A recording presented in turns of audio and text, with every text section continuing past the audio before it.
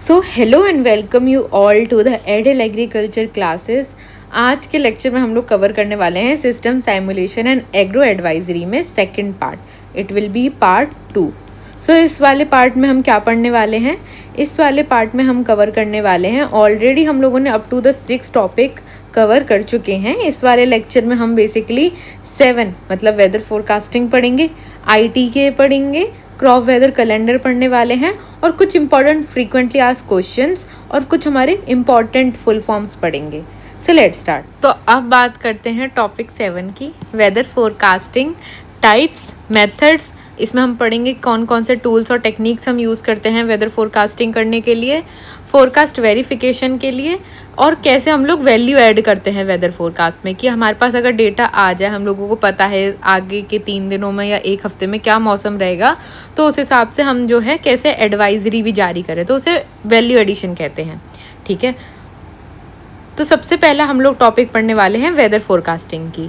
तो weather forecasting क्या होता है, ये हम लोगों ने बहुत पहले से भी पढ़ा हुआ है, थोड़ा बहुत आइडिया होता है कि एक तरह से प्रिडिक्शन करना। क्या करना? प्रिडिक्शन करना, फ्यूचर में क्या वेदर कंडीशंस होने वाली हैं। और ये हम लोग करते कैसे हैं? ऐसा नहीं है कि हवा में तीर मार रहे हैं वैसे ही अंधाधुंध प्रिडिक्शन कर रहे हैं, नहीं।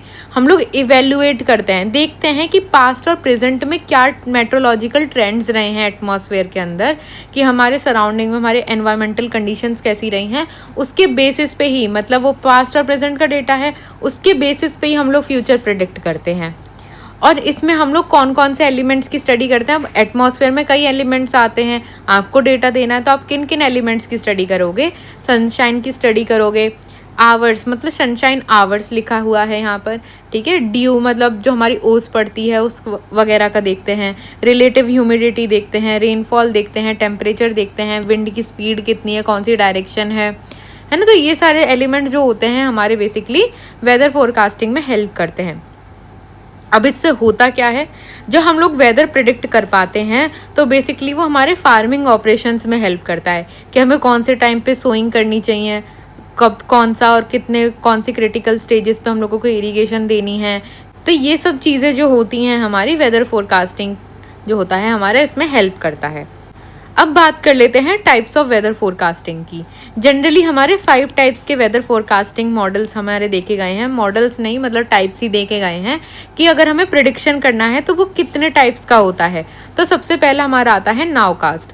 नाउकास्ट के अंदर हमारा जो है फ्यू आवर्स से लेके 24 आवर्स तक का टाइम पीरियड चुना जाता है कि इसके अंदर जो भी हमारे वेदर कंडीशंस होने वाली हैं उनका प्रिडिक्शन दिया जाता है। मतलब आप मान के चलिए 24 आवर्स से लेस टाइम पीरियड के अंदर जो भी हमारी वेदर कंडीशंस होने वाली हैं वो हमें उसकी इन्फॉर्मेशन नाउकास्ट से मिल जाती है। और ये कहाँ कहाँ पे यूज़ होता है? जैसे कि कहीं पे सडन वेदर चेंजेस हो जाते हैं वहाँ पे काम आता है। क्रिकेट मैचेस वगैरह में सबसे ज़्यादा यूज़ होता है कि अगर हम लोगों को पता रहता है वेदर कंडीशंस तो वो हेल्पफुल होता है, क्योंकि पिच डिसाइड तभी होता है ना। तो एक फेयर मैच के लिए नाउकास्ट उधर देखा जाता है। अगला आता है हमारे पास short range forecast. Short range forecast जो होता है 3 डेज से लेस टाइम पीरियड के लिए हम लोग देखते हैं। 3 डेज जैसे अगर हम लोग 3 को 24 से मल्टीप्लाई कर लें तो हमारा 72 बन जाता है। तो यहाँ पे 72 आवर्स इसीलिए लिखा है। ये जो होता है हमारा 3 डेज मतलब 72 आवर्स तक के लिए वैलिड रहता है। और ये एक दिन में 2 बार इशू कराया जाता है।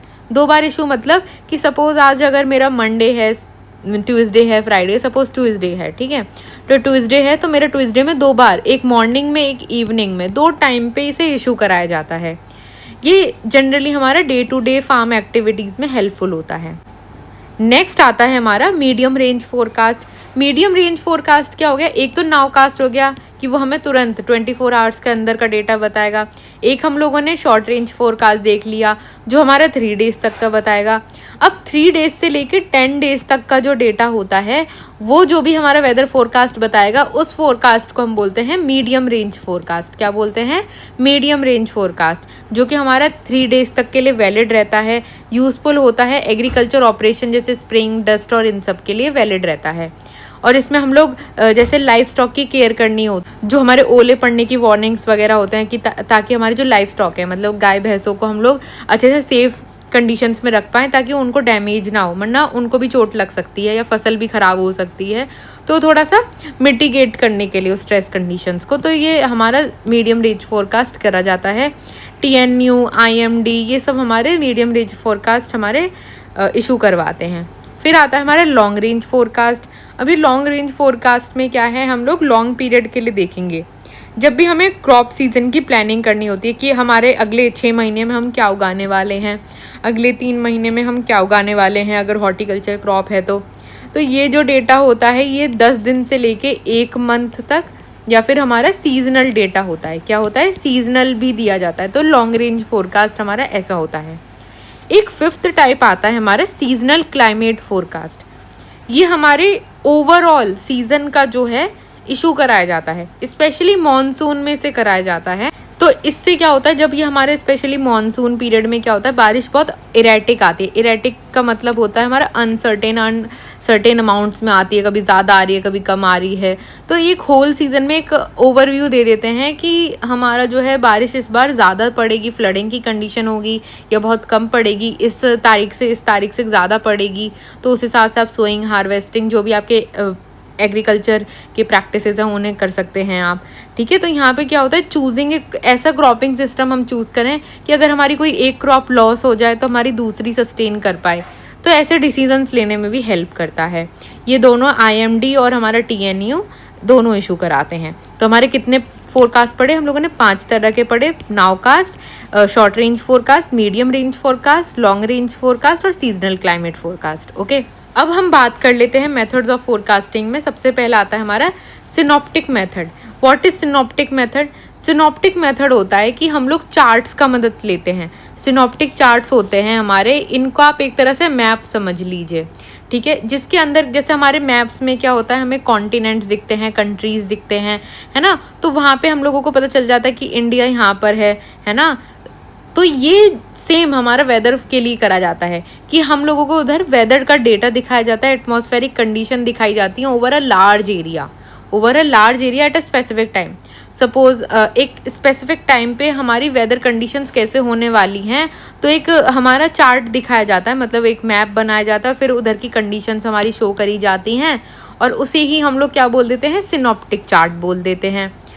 अब इसे स्टडी कौन करता है, आप लोग करेंगे? नहीं, इसको करने के लिए स्किल चाहिए, इसको समझने के लिए स्किल चाहिए। तो वो फोरकास्टर जो होते हैं इन चार्ट्स की स्टडी करते हैं, फिर उसके बाद ये एम्पेरिकल रूल्स डेवलप करते हैं।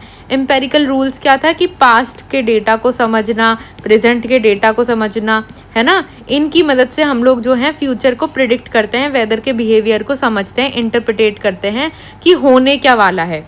फॉर एग्जाम्पल ऐसा बोला जाता है कि जैसे अगर हमारा रात में रेड स्काई हो, मतलब लाल आसमान हो, तो एक हमारा फेयर वेदर है, मतलब साफ आसमान है, तो साफ हमारी जो है एटमॉस्फेरिक कंडीशंस है। क्यूमुलस क्लाउड्स हैं, मतलब जिनका जो क्यूमुलस क्लाउड होते हैं, क्लाउड्स के भी टाइप्स हम लोग पढ़ेंगे जब हम लोग एग्रोनॉमी में जो है हमारा एग्रोमेट्रोलॉजी पढ़ते हैं, तब हम लोग टाइप्स ऑफ क्लाउड्स पढ़ते हैं। तो उसमें एक आता है क्यूमुलस क्लाउड्स। तो जब हम लोगों को आसमान में क्यूमुलस क्लाउड्स दिखते हैं तो वो बताते हैं कि आगे जब हमारा सीज़न, मतलब हम लोग देखेंगे कि थंडरस्टॉर्म मतलब तूफान आने वाला है।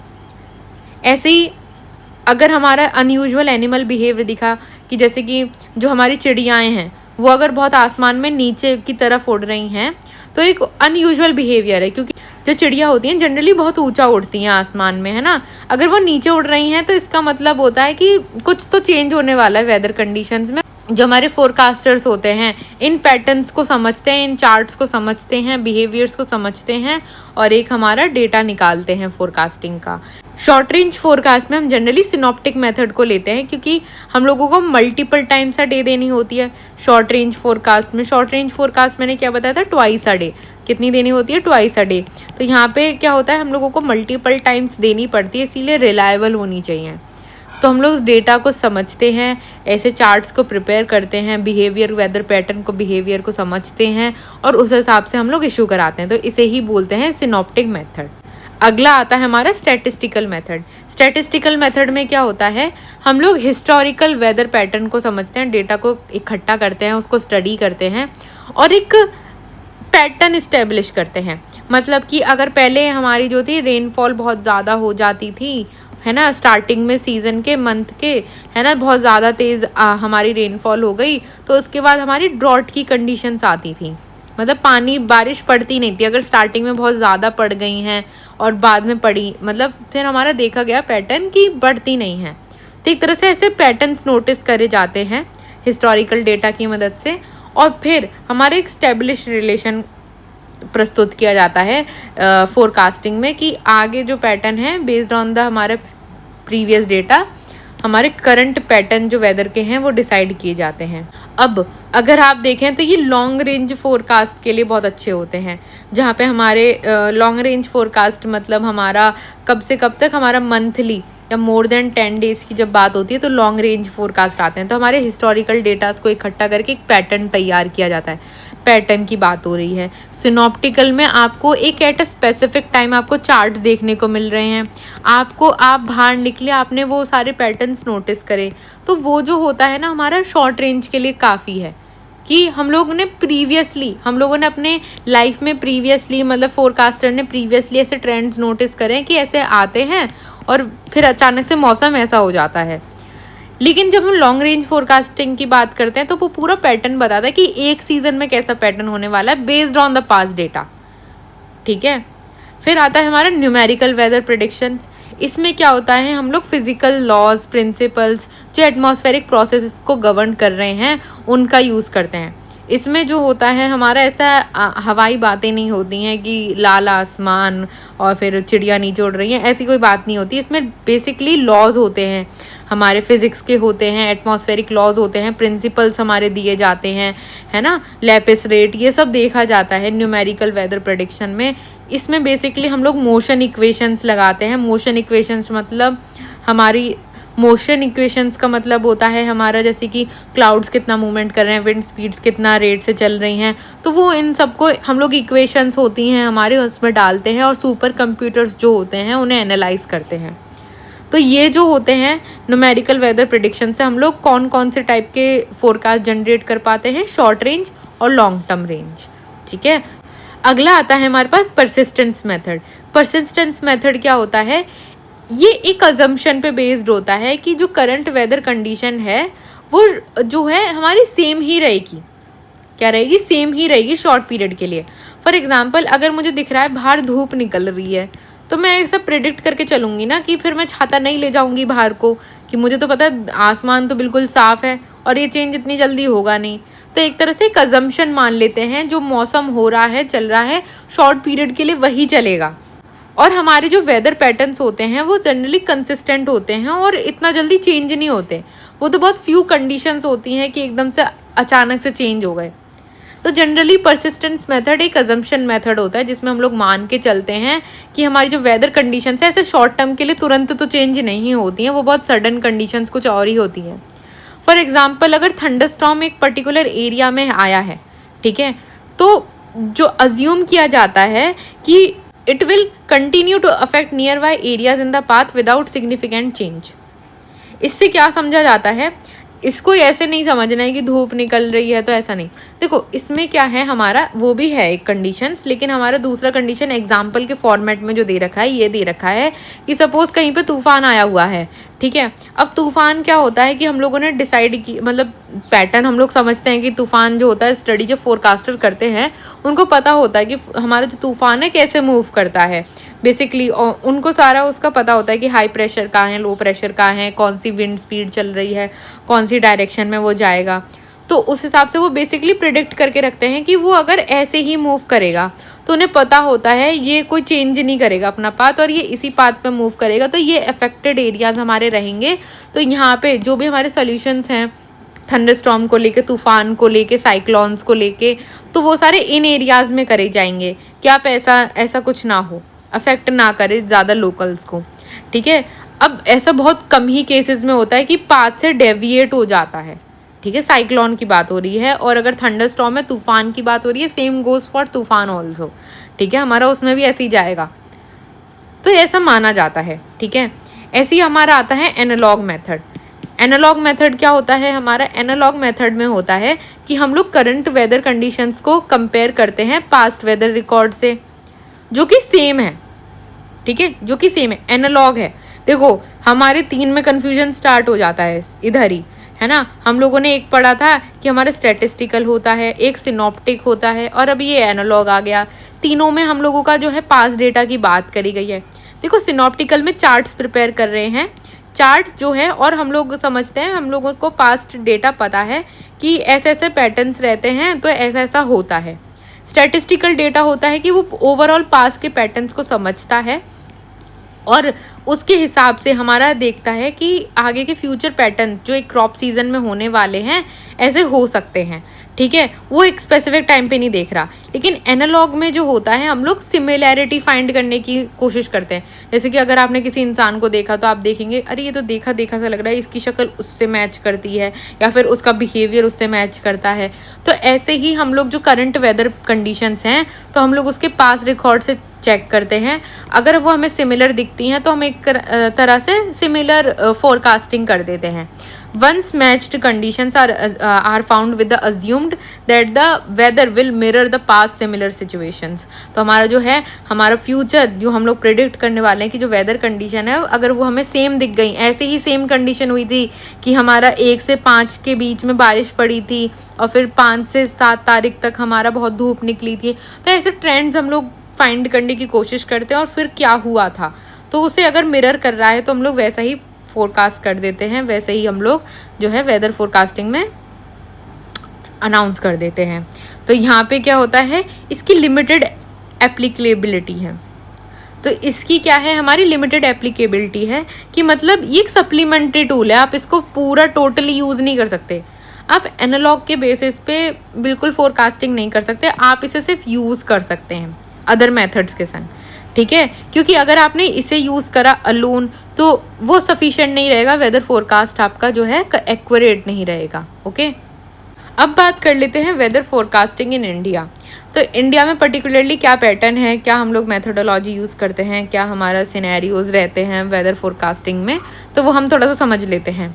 तो वेदर ऑब्जर्वेशन हमारा जो होता है, मतलब हम लोग क्या क्या कब कब चेक करते हैं वेदर को, तो हम लोग दिन में 2 टाइम रिकॉर्ड करते हैं। क्या करते हैं, रिकॉर्ड करते हैं दिन में 2 टाइम वेदर कंडीशंस को मेट्रोलॉजिकल स्टेशंस पे। और कुछ कुछ स्टेशंस पे जहाँ पे थोड़ी कंडीशन ज़्यादा ही वेरी करती हैं, बहुत फ्लक्चुएट करती हैं, वहाँ पे एक दिन में 8 बार भी मेजर किया जाता है, रिकॉर्ड किया जाता है वेदर। अब ये जो डेटा कलेक्शन है, आप जो बोल रहे हैं रिकॉर्ड किया जाता है कुछ स्टेशंस पे 2 बार दिन में ऐसे रिकॉर्ड किया जाता है, तो रिकॉर्ड करने के लिए आपको कुछ डिवाइसेस की ज़रूरत पड़ती होगी या टूल्स की ज़रूरत पड़ती होगी।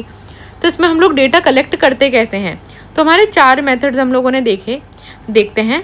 तो यहाँ पे हमारा सबसे पहला आता है वेदर बलून्स, फिर आता है हमारे रॉकेट्स, फिर आता है हमारे सैटेलाइट्स, फिर आते हैं हमारे वायरलेस यूनिट जैसे कि शिप या फिर रिमोट स्टेशंस, रिमोट सेंसिंग जिसे बोलेंगे, ठीक है। चिंता मत करो, उनको अभी हम लोग चारों का आगे भी पढ़ेंगे जब हम टूल्स एंड टेक्निक्स की बात करेंगे। बस इतना समझना है कि हमारे यहाँ पर ये चारों मेथड यूज़ होते हैं या SSRA मेथड यूज़ होते हैं, ठीक है। अब एक आता है हमारा फोरकास्ट बुलेटिन जो कि IMD Indian meteorological department release करता है। ये डिस्ट्रिक्ट वाइज फोरकास्ट होता है। क्या होता है, डिस्ट्रिक्ट वाइज, जैसे कि हमारी कोई डिस्ट्रिक्ट है कि MP की डिस्ट्रिक्ट है, गुना हो गई या फिर हमारा अशोकनगर हो गई, तो वहाँ पे जो ये मध्य प्रदेश की डिस्ट्रिक्ट हो गई, ऐसी UP की डिस्ट्रिक्ट हो गई, हमारी बुलंदशहर हो गई, है ना। तो ये सारी जो चीज़ें होती हैं हमारी प्रोवाइड करती हैं एक डिस्ट्रिक्ट वाइज फोरकास्ट, ठीक है। यहाँ पे क्या होता है, हमें IMD की हम अगर बात कर लें तो हमारा 36 आवर्स का फोरकास्ट हमारा रहता है, IMD प्रोवाइड करता है डिस्ट्रिक्ट वाइज। इसमें 36 आवर्स का डेटा रहता है जिसमें वो बताते हैं कि कौन कौन से एलिमेंट्स हैं कि रेनफॉल ज़्यादा होने वाली है या फिर धूप ज़्यादा निकलेगी, ऐसे बता देते हैं जो कि क्रॉप्स को अफेक्ट कर सकते हैं ऐसे एलिमेंट्स, ठीक है। तो फोरकास्ट बुलेटिन में ये निकाला जाता है। और फिर अब आपने तो रिकॉर्ड कर लिया, आपने ये सारे एलिमेंट्स भी देख लिए कि ये क्रॉप्स को अफेक्ट करने वाले, IMD ने सब कर लिया। अब सुनाना भी तो पड़ेगा लोगों को कि किस पे सुनाओगे, तो ये हमारा ब्रॉडकास्ट किया जाता है ऑल इंडिया रेडियो जो कि पुणे के अंदर है, महाराष्ट्र में, ठीक है। तो यहाँ पे जो होता है हमारा ऑल इंडिया रेडियो स्टेशन है, तो वहाँ पर ये लोग रिकॉर्ड करते हैं जो भी हमारी वेदर कंडीशन जो भी हम लोगों ने रिकॉर्ड किया है उसे। और ये एवरी ट्यूसडे 7:15 से लेके 7:30 PM के बीच में हमारा अनाउंस किया जाता है, ठीक है। टाइमिंग इंपॉर्टेंट है, ठीक है। तो 15 मिनट के लिए एवरी ट्यूसडे को ये अनाउंस किया जाता है क्या क्या हमारे मेजर क्लाइमेटिक कंडीशंस रहेंगी डिस्ट्रिक्ट वाइज, ओके। हर एक डिस्ट्रिक्ट में, ठीक है। सो अगर आपको साइट भी चेक करनी है तो जैसे कि यहाँ पे हमारा जैसे खुलता है तो हमें ऐसे देखने को मिलता है कि दिल्ली में ऐसा चल रहा है, वो फिर ये ऐसे हमारा सैटेलाइट इमेज आने लगती है, ठीक है। ये मेन साइट होती है, तो इसमें क्या होता है, ऑल वेदर इंडिया बुलेटिन हमारी आती है, और जब हम लोग इसे क्लिक करते हैं तो हम लोगों को यहाँ पे हर एक पेनिनसुलर का की बताया जाता है जहाँ पे सबसे ज़्यादा खतरा होने वाला है, उन रीजन्स में, उन डिस्ट्रिक्ट्स में जहाँ पे क्रॉप अफेक्ट होने वाली है। तो जैसे आप पढ़ लीजिएगा, इसमें आप खुद भी जाके चेक कर सकते हैं साइट्स पे, तो आप एक बार जस्ट डालिएगा फोरकास्ट बुलेटिन, वो आ जाएगा, ठीक है। सो इम्पॉर्टेंस क्या है? इम्पॉर्टेंस बहुत आसान है, आप खुद भी लिख सकते हो, इसे आप स्किप भी कर सकते हो, कोई इतनी बड़ी बात नहीं है, एक बार सुन लो बस। कि प्लानिंग करवाने में इंपॉर्टेंट करता है, डिसीजन मेकिंग है ना, स्केड्यूलिंग ऑपरेशंस, कि कब इरिगेशन देना है, कब हमें जो है हार्वेस्टिंग करनी है, तो वगैरह वगैरह इन्फॉर्मेशन प्लानिंग में बेसिकली हमारे फार्मर की मदद करता है। सिक्योरिटी ऑपरेशंस, जैसे कि अगर हम लोगों की कोई अनसेफ कंडीशंस है, फॉर एग्जांपल बारिश बहुत तेज़ होने वाली है, बारिश तेज़ होने वाली है, मॉइस्चर कंडीशंस आ जाएंगी, मॉइस्चर कंडीशन आ जाएंगी, तो अगर आपने वीट की क्रॉप लगाई है तो वहाँ पे रस्ट की कंडीशंस, फंगल स्पोर्ट्स जो हैं हमारे उत्पन्न होंगे, मतलब हमारी कोई भी अगर इंसेक्ट होगा, पेस्ट होगा, उसके लिए फेवरेबल कंडीशंस आने वाली हैं, तो आप ऐसे ऑपरेशंस को रोक देंगे, ऐसे आप कोई भी काम को रोक देंगे जो कि आपकी क्रॉप के लिए हार्मफुल होंगे। थर्ड आता है फार्म ऑपरेशंस, कब सोइंग करनी है, फर्टिलाइज़र कब सोइंग करनी है, कब फर्टिलाइज़र अप्लाई करना है, कब इरिगेशन करना है, तो ये सब बताता है। ट्रांसपोर्टेशन एंड स्टोरेज, ये एक नया पॉइंट है। देखो, अगर हमारी वेदर फोरकास्टिंग हो रही है तो ऐसा तो नहीं है सिर्फ आपने फसल काट ली काम हो गया, आपको बेच के उससे प्रॉफिट कमाना है, ठीक है। तो उस बीच में जब आपने हार्वेस्ट कर ली और आपने जब तक वो बेची नहीं, आपको पैसा मिला नहीं उसका, है ना, तब तक के बीच के टाइम पीरियड के लिए आप स्टोर भी करेंगे उसे, और अगर जहाँ पे बेचना है तो आप उसे ट्रांसपोर्ट करके भी ले जाएंगे। तो अगर वेदर कंडीशंस अच्छी नहीं है, बारिश पड़ रही हैं या फिर जो भी हो रहा है, मॉइस्चर आ रहा है, तो वो सब जो है हमारे पेस्ट और डिसीजेस को इन्वाइट करता है, जो कि हमारे क्रॉप के लिए अनफेवरेबल है, अल्टीमेटली प्रॉफिटेबल नहीं है। ये एग्रीकल्चर ऑपरेशन की कब सॉइल प्रिपेयर करनी है, कब अदर टास्क करने, तो ये हमारा फार्म ऑपरेशंस के अंदर ही आ जाएगा। इंपॉर्टेंट है हमारा एक और पॉइंट, लाइफ स्टॉक प्रोटेक्शन, जो ओले वगैरह पड़ते हैं या हीट वेव्स, बहुत ज़्यादा लू पड़ रही है ना, लू मतलब हीट वेव्स, कोल्ड स्ट्रेस की कंडीशंस है, हमारे जो ठंडे इलाके हैं वहाँ पे ज़्यादा ही बर्फ़ पड़ने वाली है, तो हम लोगों को अपने जो एनिमल्स वगैरह हैं तो उनको प्रोटेक्ट करना है ना, प्रोटेक्ट करना है, उनको शेल्टर्स में रखना है ताकि उन्हें हार्म ना हो पाए, ठीक है। तो ये इंपॉर्टेंस होता है वेदर फोरकास्टिंग का। अब बात कर लेते हैं कुछ टूल्स एंड टेक्निक्स की जो हमारी वेदर फोरकास्टिंग में यूज़ होती हैं। मैंने IMD का भी बताया था कि हमारे ये हमारे फोरकास्टिंग के टूल्स यूज़ किए जाते हैं, वैसे ही हम लोग यहाँ पे भी पढ़ने वाले हैं। तो एक बार देख लेते हैं कौन कौन से हम मेथड्स पढ़ेंगे। एक पढ़ेंगे पायलट बलून, फिर पढ़ेंगे रेडियो सोंडे, फिर हम पढ़ेंगे रेडार एंड सैटेलाइट, फिर पढ़ेंगे सिनॉप्टिक चार्ट्स क्या होते हैं, फिर पढ़ेंगे weather calendar, more specifically crop weather calendar क्या होता है, फिर एक हम पढ़ेंगे क्रॉप वेदर डायग्राम क्या होता है। तो ये 6 हमसे पूछे जाते हैं, तो ये इंपॉर्टेंट है, ठीक है। तो सबसे पहला आता है, हम लोगों का बात कर रहे हैं हम लोग टूल्स एंड टेक्निक्स में, पायलट बलून। तो इसमें क्या होता है, जैसे हम लोगों ने अभी देखा एक डायग्राम, हम लोग बना लेते हैं एक गुब्बारा, तो ये हम लोगों ने गुब्बारा बना लिया। अब इस गुब्बारे में क्या होता है, हमारा फील्ड होती है हवा, ऑक्सीजन नहीं, ऑक्सीजन नहीं प्रेजेंट होती, ना CO2 प्रेजेंट होती। इसके अंदर हम लोग फिल करते हैं हाइड्रोजन एंड हीलियम, इंपॉर्टेंट है, लिखा जाएगा, है ना। तो यहाँ पे हम क्या फिल कर रहे हैं, हाईलाइट करके लिखिएगा हाइड्रोजन एंड हीलियम, ठीक है, गलत कलर से हाईलाइट हो गया। तो यहाँ पे हम हाईलाइट करेंगे हाइड्रोजन एंड हीलियम। तो इससे क्या होता है, हमारा हाइड्रोजन और हीलियम से ये ऊपर की तरफ जाता है, और ये क्या देखता है, विंड की डायरेक्शन को मेजर करता है और स्पीड को मेजर करता है, डिफरेंट हाइट। फॉर एग्जांपल कि हमारा 1 किलोमीटर पे क्या विंड स्पीड चल रही है, कौन सी डायरेक्शन में चल रही है, फिर 2 किलोमीटर पे हमारा चल रहा है वेदर कंडीशंस, डायरेक्शंस, तो डिफरेंट हाइट पे। इसको हम लोग विद थियोडोलाइट, एक टेलीस्कोप होता है जो कि ऑप्टिकल और रेडियो बेस्ड होता है, उसके संग यूज़ करते हैं ताकि हम लोग ट्रैक कर पाएँ बलून को और कलेक्ट कर पाएँ डेटा को। इसको इस तरह यूज़ करा जाता है, सपोज ये हमारा रेडियो स्टेशन है, ठीक है, सॉरी रेडियो स्टेशन क्यों होगा, गाने थोड़ी बजाने हैं। तो यहाँ पे क्या होगा, हमारा बेसिकली थियोलाइट जो होता है हमारा एक स्टेशन, मतलब हमारा वेदर स्टेशन पे रखा होगा। अब ये जो बलून्स हो, इसको मैं मिटा लेती हूँ 1 मिनट। तो ये जो बलून होता है, सपोज मैंने पहली हाइट पे चेक करा 1 किलोमीटर पे, तो ये बलून जो था मेरा यहाँ कहीं था, ठीक है। अब मैंने जो है टेलीस्कोप से मैंने इसको देखा, तो टेलीस्कोप से मुझे क्या दिखा ये इतनी दूर है।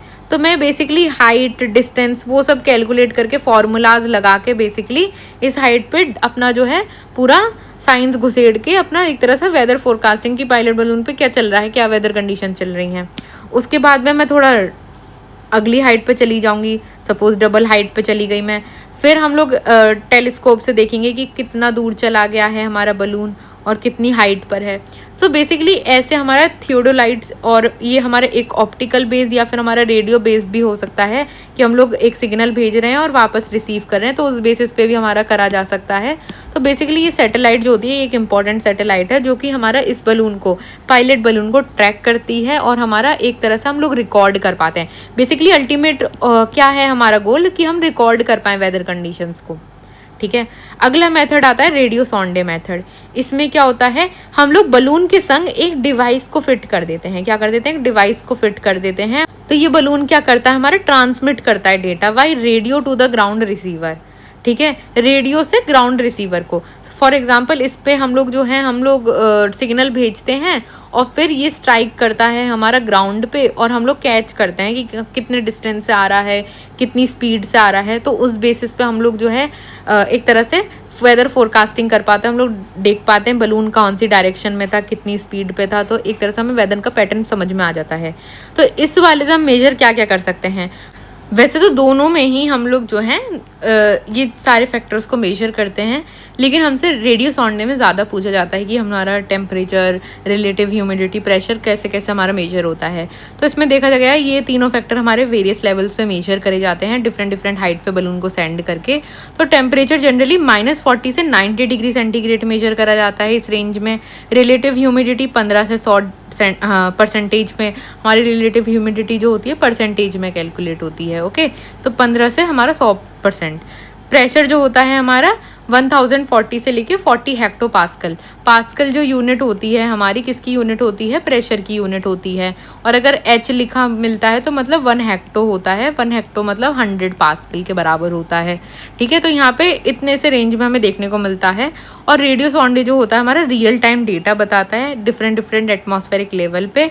नेक्स्ट आता है हमारा रेडार एंड सैटेलाइट। तो रेडार और सैटेलाइट में हम लोग जो मेथड यूज़ करते हैं basically remote sensing method use होता है। रिमोट सेंसिंग हम आगे भी पढ़ेंगे क्योंकि हम लोगों से क्वेश्चन पूछ लेते हैं।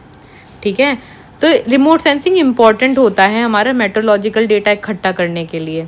इसमें क्या करते हैं हम लोग, रेडार का यूज़ करते हैं। रेडार क्या होता है, हमारे रेडियो डिटेक्शन और रेंजिंग के लिए यूज़ होता है ना। इसमें हम लोग बेसिकली करते क्या हैं, हम लोग एमिट करते हैं, ट्रांसमिट करते हैं EM वेव्स को और डिटेक्ट भी करते हैं। ठीक है, आप कोई एमिटर होगा मतलब कोई छोड़ने वाला। ठीक है, एमिटर, तो एक एमिटर रहता है हमारा, इसे एमिटर मान लीजिए, जो कि हमारे EM पल्स, इलेक्ट्रोमैग्नेटिक पल्स है ना, इलेक्ट्रोमैग्नेटिक पल्स होती हैं हमारी, तो उनको सेंड करता है। फिर वहाँ से क्या होता है, हमारा जो सैटेलाइट है वो इसे सिग्नल को कैप्चर करती है और फिर इसे रिफ्लेक्ट कर देती है। क्या कर देती है, डिफ्लेक्ट कर देती है, हमारी ट्रांसमिट कर देती है जितना भी है। और हम लोगों का जो है ग्राउंड पे एक डिटेक्टर लगा रहता है। क्या लगा रहता है, डिटेक्टर लगा रहता है, और हम इस रिफ्लेक्शंस को कैच करते हैं और इस पूरे चीज़ को हम लोग क्या करते हैं, डिटेक्ट करने के बाद फोरकास्टिंग में डेटा रिकॉर्ड करते हैं। इसमें बताया गया है हमारी कुछ सैटेलाइट जैसे कि इनसेट 1A, ये हमें पूरा डेटा देती हैं। क्लाउड कवर कितना है हमारे एटमॉस्फेयर के अंदर, टेम्परेचर कितना है, अदर वेदर डेटा, जो कि हम लोग रेडियो सोंडे या फिर हमारा जो पायलट बलून टेक्निक से कैप्चर नहीं कर पाते। ठीक है, उसके भी लिमिटेशंस हैं कि वो एक सर्टेन हाइट तक ही जा सकता है, लेकिन अगर हमें उससे ऊपर देखना हुआ तब, तो उसमें हमारे रिमोट सेंसिंग और ये सब हमारे काम में आते हैं। ठीक है, फिर आता है अगेन सिनॉप्टिक चार्ट्स। मैंने सिनॉप्टिक चार्ट्स पहले भी बताया था। सिनॉप्टिक चार्ट्स में क्या होता है, हम लोग वेदर ऑब्जर्वेशंस देखते हैं। हम लोग जो है रीजन्स वाइज जो है डेटा को प्लॉट करते हैं। प्लॉट करने के बाद हम लोग उस डिस्ट्रीब्यूशन को पूरे को चेक करते हैं, क्या डिस्ट्रीब्यूशन है वहाँ पे मेट्रोलॉजिकल एलिमेंट्स का एक स्पेसिफिक पीरियड ऑफ टाइम पे ओवर अ लार्ज एरिया। और फिर उसके बेसिस पे हम लोग अपना जो है पास्ट ट्रेंड्स को देखते हैं, पास्ट चार्ट्स को पढ़ते हैं और फिर हम लोग प्रिडिक्ट करके देते हैं डेटा को। ठीक है, और ये जो होता है बोथ सरफेस और अपर एयर चार्ट्स, मतलब एक एटमॉस्फेयर के थोड़े पास में हमारे रेंज में और थोड़े ऊपर।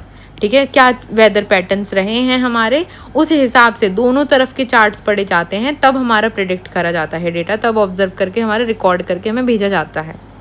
ठीक है, फिर नेक्स्ट एलिमेंट आता है हमारा crop weather calendar. Crop weather calendar में क्या होता है, हमारा एग्रो क्लाइमेटिक बेस्ड कैलेंडर होता है, जिसमें हम लोग एक स्पेसिफिक क्रॉप में जो भी ग्रोथ स्टेजेस हैं, है ना, ग्रोथ स्टेजेस हैं, उसके हिसाब से हम लोग प्रिडिक्शन करवा के देते हैं।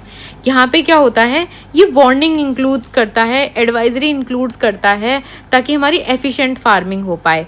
मतलब एग्रो बेस्ड कैलेंडर में हम लोग स्पेसिफिक क्रॉप्स के लिए और उनके डिफरेंट डिफरेंट वेदर पैटर्न्स जो भी हमारे चल रहे हैं और फिर ग्रोथ स्टेजेस पे क्या इफेक्ट आने वाले हैं, वो सब हम बताते हैं उस चार्ट के अंदर, उस वेदर फोरकास्टिंग के अंदर। और उसके हिसाब से कि आप ये स्टेज चल रही है अगर आपकी, तो आप ये ना करें, आप ये करें, ये ऐसा वेदर पैटर्न होने वाला है, ताकि हमारी एफिशिएंट फार्मिंग रहे, है ना। फार्मर को जो होता है ना, वेदर बुलेटिन फॉलो करनी चाहिए, क्योंकि वो लोग वेदर को पूरा इतना एनालाइज कर रहे हैं, इतनी मेहनत से एनालाइज कर रहे हैं, तो पागल तो है नहीं, कुछ सोच के ही बता रहे होंगे। तो वो जो होता है हमारा वेदर कैलेंडर, इसीलिए हमारा इंपॉर्टेंट हो जाता है। फिर हमारा आता है crop weather diagram. Crop weather diagram क्या होता है, ये एक सीजन वाइज चार्ट होता है। सीजन वाइज चार्ट का मतलब क्या होता है कि सपोज मेरा राबी सीजन चल रहा है, फिर खारिफ, फिर हमारा ज़ैद आता है, तो यहाँ पे क्या होता है, सीजन वाइज चार्ट आते हैं।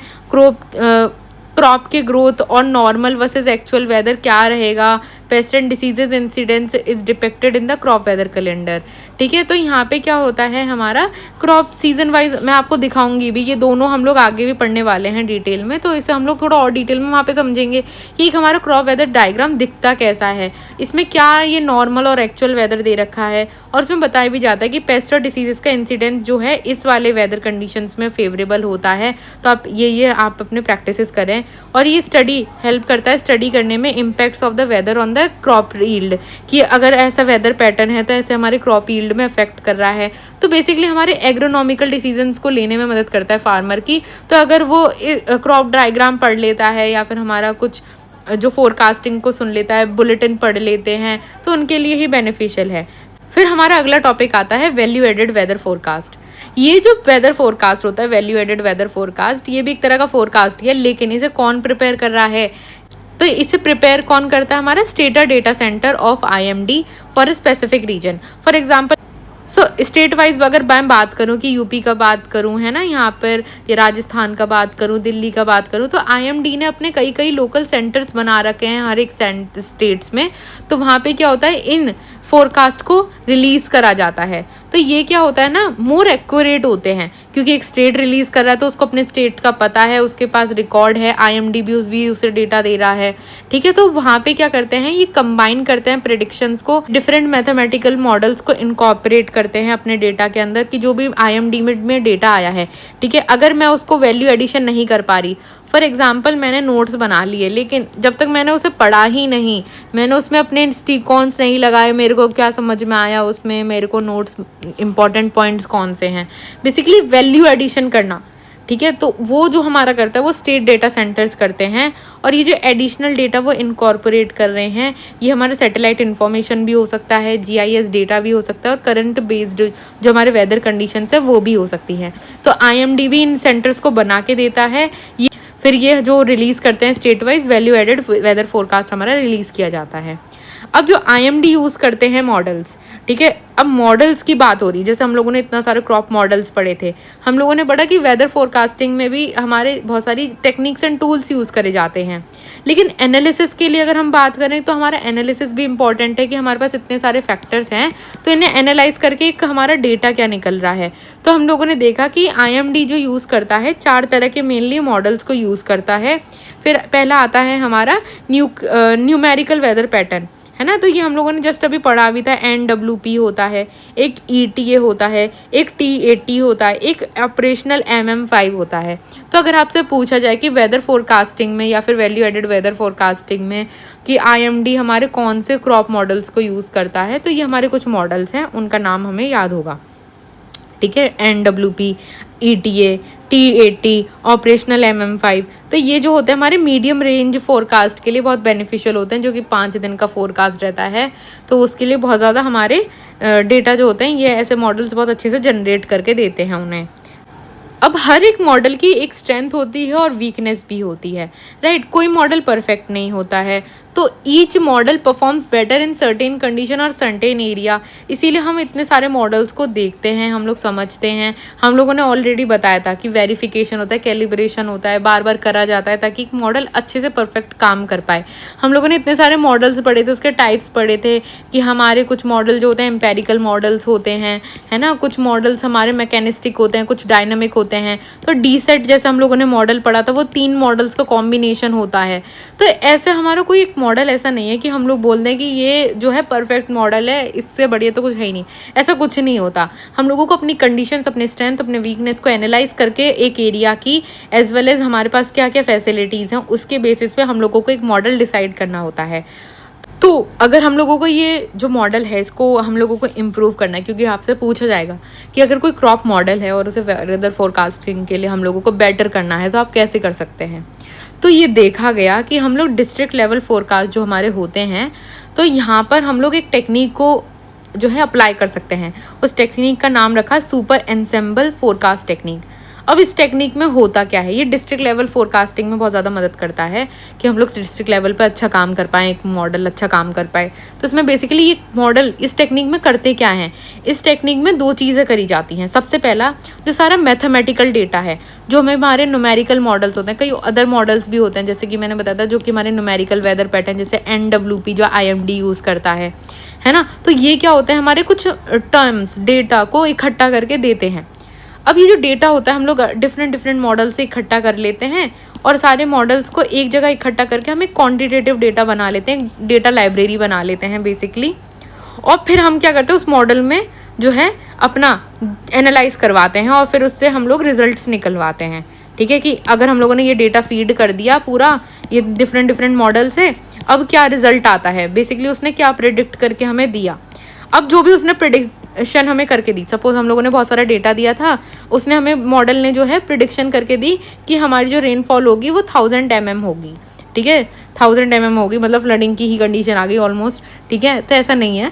ठीक है, तो हमारा जो होता है ये 1000 mm बहुत ऑप्टिमम मानी जाती है। ठीक है, तो यहाँ पे क्या होता है कि देखा गया कि रेनफॉल तो लेकिन 750 mm हुई, ये हुई हमारी एक्चुअल, ये हमारी मॉडल ने प्रिडिक्ट करके दी। ठीक है, अब हम लोगों को देखना है ये जो गैप आ रहा है मॉडल और एक्चुअल यील्ड रेनफॉल के बीच में, हम लोगों को इसे कम करना है। तो हम मॉडल का क्या करेंगे, मैंने बताया था 4 मेथड्स होते थे हमारे, कैलिब्रेशन करना, वेरिफिकेशन करना, है ना। वो जो 4 मेथड्स हम लोगों ने पढ़े थे वो हम वापस से करते हैं। क्या गलतियाँ रह गई, एरर को, गैप को कम करेंगे, डेटा को इम्प्रूव करेंगे। तो वो जो 4 चीज़ें हम लोगों ने 4 स्टेप्स देखे थे हमारे, वो हम करेंगे और मॉडल को इम्प्रूव करेंगे। फिर से रन करवाएंगे, फिर से सारा क्वांटिटेटिव डेटा देंगे और वापस से चेक करेंगे कि एक्चुअल कितनी हुई और मॉडल ने कितनी निकाली। तो ऐसे हम लोग इम्प्रूव कर सकते हैं। और ये देखा गया है कि ऐसे मॉडल जो होते हैं ज़्यादा बेटर परफॉर्म करते हैं as compared to the individual dynamic models. जो हम लोग देखे थे कि हमारे ये मॉडल होता है, फलाना मॉडल होता है, ढिमकाना मॉडल होता है, ऐसा कुछ नहीं। हम लोगों ने बोला कि अगर आपको सिंपल भी मॉडल है, ठीक है, डिस्ट्रिक्ट लेवल फोरकास्ट में आप कैसे इम्प्रूव कर सकते हो, तो एक simple super ensemble forecast technique अपनाई गई कि आप दे दीजिए अपना जितना भी डेटा है आपके पास मॉडल को और फिर आप एक्चुअल यील्ड से कंपेयर करें और बस एक्चुअल यील्ड और मॉडल के बीच में जो डिफरेंस है उसे कम करते रहें, तो आपको एक आइडियल मैच मिल जाएगा। आए समझ में। तो अब डिस्कस कर लेते हैं टॉपिक 8 जो कि है हमारा इंडिजीनियस ट्रेडिशनल नॉलेज IT के फॉर द वेदर फोरकास्टिंग। एक इम्पॉर्टेंट टॉपिक है। ठीक है, तो हम लोग इसमें पढ़ लेते हैं। तो यहाँ पे क्या होता है कि अभी वेदर फोरकास्टिंग के हम लोगों ने इतने सारे पढ़े कि IMD भी करवाता है, IMD भी बोल देती हूँ मैं बार बार, सॉरी, IMD करवा देता है या फिर TNU। तो ये सब हमारे लॉन्च करते हैं, हम लोगों ने ये सब पढ़ लिया। ठीक है, लेकिन होता क्या था, पहले के लोगों को तो ये सब पैटर्न्स IMD, ये पुणे और ना रेडियो सॉन्डे की वहाँ सैटेलाइट तो थी नहीं, है ना। तो वो लोग कैसे करते थे, उन लोगों को भी तो पता चल जाता था कि आगे जो है बरसात आने वाली है या तूफान आने वाला है, प्रिडिक्ट कर लेते थे। अब वो कैसे करते थे, तो वो करते थे हमारे, एक तरह से आप मान लीजिए आपको अगर किसी चीज़ की नॉलेज है, ठीक है, जैसे आप बोलते हैं कि बिल्ली रास्ता काट जाए तो अपशगुन होता है। ठीक है, तो ये जो सारे बिलीव्स हैं, ठीक है, बिलीव्स मान लीजिए या फिर आपने जो भी कहानियाँ सुनी हैं तो ये आपको किसी ने बताई हैं, राइट। ये जो आपके सबकॉन्शियस में या कॉन्शियस में किसी ने डाली हैं तो ये बाय स्टोरी फॉर्मेट किसी बड़े ने बताई होगी। तो उसे ही बोलते हैं जो हमारा कोई चीज़, हमारी कोई ऑब्जर्वेशन, कोई नेचुरल फिनोमिना या फिर कोई ट्रेडिशनल नॉलेज। सेम, ये नहीं कह रही कि बिल्ली रास्ता काट जाती है, ऐसा कुछ नहीं, मैं बता रही हूँ कि ऐसे फिनोमिनाज जो हमें एक्सप्लेन करे जाते हैं कि हमारे generation to generation pass on होते हैं, जो कि हम आगे देखेंगे। फॉर एग्जाम्पल्स हमारे क्या क्या होते हैं, हम सारे एग्जाम्पल्स को पढ़ेंगे भी कि हम लोगों को क्या क्या पास ऑन किया गया है, ठीक है। तो ऐसे ही हम लोग देखते हैं, क्योंकि एनवायरनमेंट जो होता है ना, ये तो अभी आए हैं मेथड्स, हम लोग एक्यूरेटली हम वेदर प्रेडिक्ट कर पाएँ। पहले के लोग इतना अच्छे से नेचर के करीब थे, वो लोग एनवायरनमेंट के इंडिकेशंस और साइंस को समझ लेते थे। तो ये जो समझना था फ्यूचर वेदर कंडीशंस कैसे हो जाएंगे, उन लोगों के लिए बहुत आसान था, क्योंकि वो एनवायरनमेंट से इतना कनेक्टेड थे। हम लोग इतना डिसकनेक्टेड हैं, हमें कुछ समझ ही नहीं आता। हमें तो अपने आप को समझ लें, वही बहुत बड़ी बात है। एनवायरनमेंट के इंडिकेशंस को तो तब समझेंगे। तो इसमें जैसे कि हम लोगों को पता चलता है, इतने थोड़े बहुत तो हमें भी आइडिया होता है कि जैसे जानवरों के बिहेवियर में थोड़ा सा चेंज हो जाता है। आधे तो जानवर के बिहेवियर में ही चेंज समझने को गोस्टली इफेक्ट मान लेते हैं। नहीं, भूत कुछ नहीं, यहाँ पे एनवायरमेंटल की बात हो रही है। तो यहाँ पे क्या है, जो एनिमल के बिहेवियर में चेंजेस आ रहे हैं, तो हम लोग उससे कोरिलेट करते हैं कि एनवायरमेंटल कंडीशंस में कुछ दिक्कत है। क्लाउड्स को देख के हम लोग समझ लेते थे, विंड की डायरेक्शन को, सेलेस्टियल इवेंट्स को, है ना। सेलेस्टियल मतलब सन मून रिलेटेड इवेंट्स को हम लोग देख के समझ लेते थे पहले कि क्या वेदर कंडीशंस होने वाली हैं, है ना। तो यहाँ पर हम लोगों ने कुछ एग्जांपल्स दे रखे हैं ITK के, जो वेदर प्रिडिक्ट करने में हेल्प करते हैं। तो सबसे पहला हमें दे रखा है कि observation of the visible spectrum around the sun. देखो, हमारा जो सन वगैरह होता है, ठीक है, जैसे सन है हमारा, सूर्य बना लेते हैं हम लोग, ठीक है, सूर्य बना लिया हम लोगों ने, एक हम चंद्रमा बना लेते हैं, ठीक है। अब होता क्या है यहाँ पर कि जो भी हमारे सन होते हैं या फिर मून होते हैं, इनके अराउंड हमें कुछ हेलो मतलब एक रिंग देखने को मिलती है। हेलो मतलब बहुत ब्राइट सी रिंग देखने को मिलती है, उसे ही हम क्या कहते हैं, हेलो रिंग।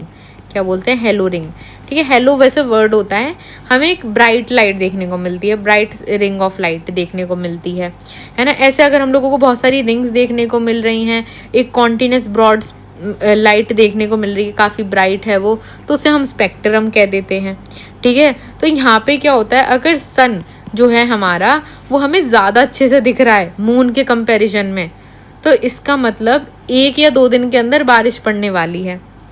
आया समझ में।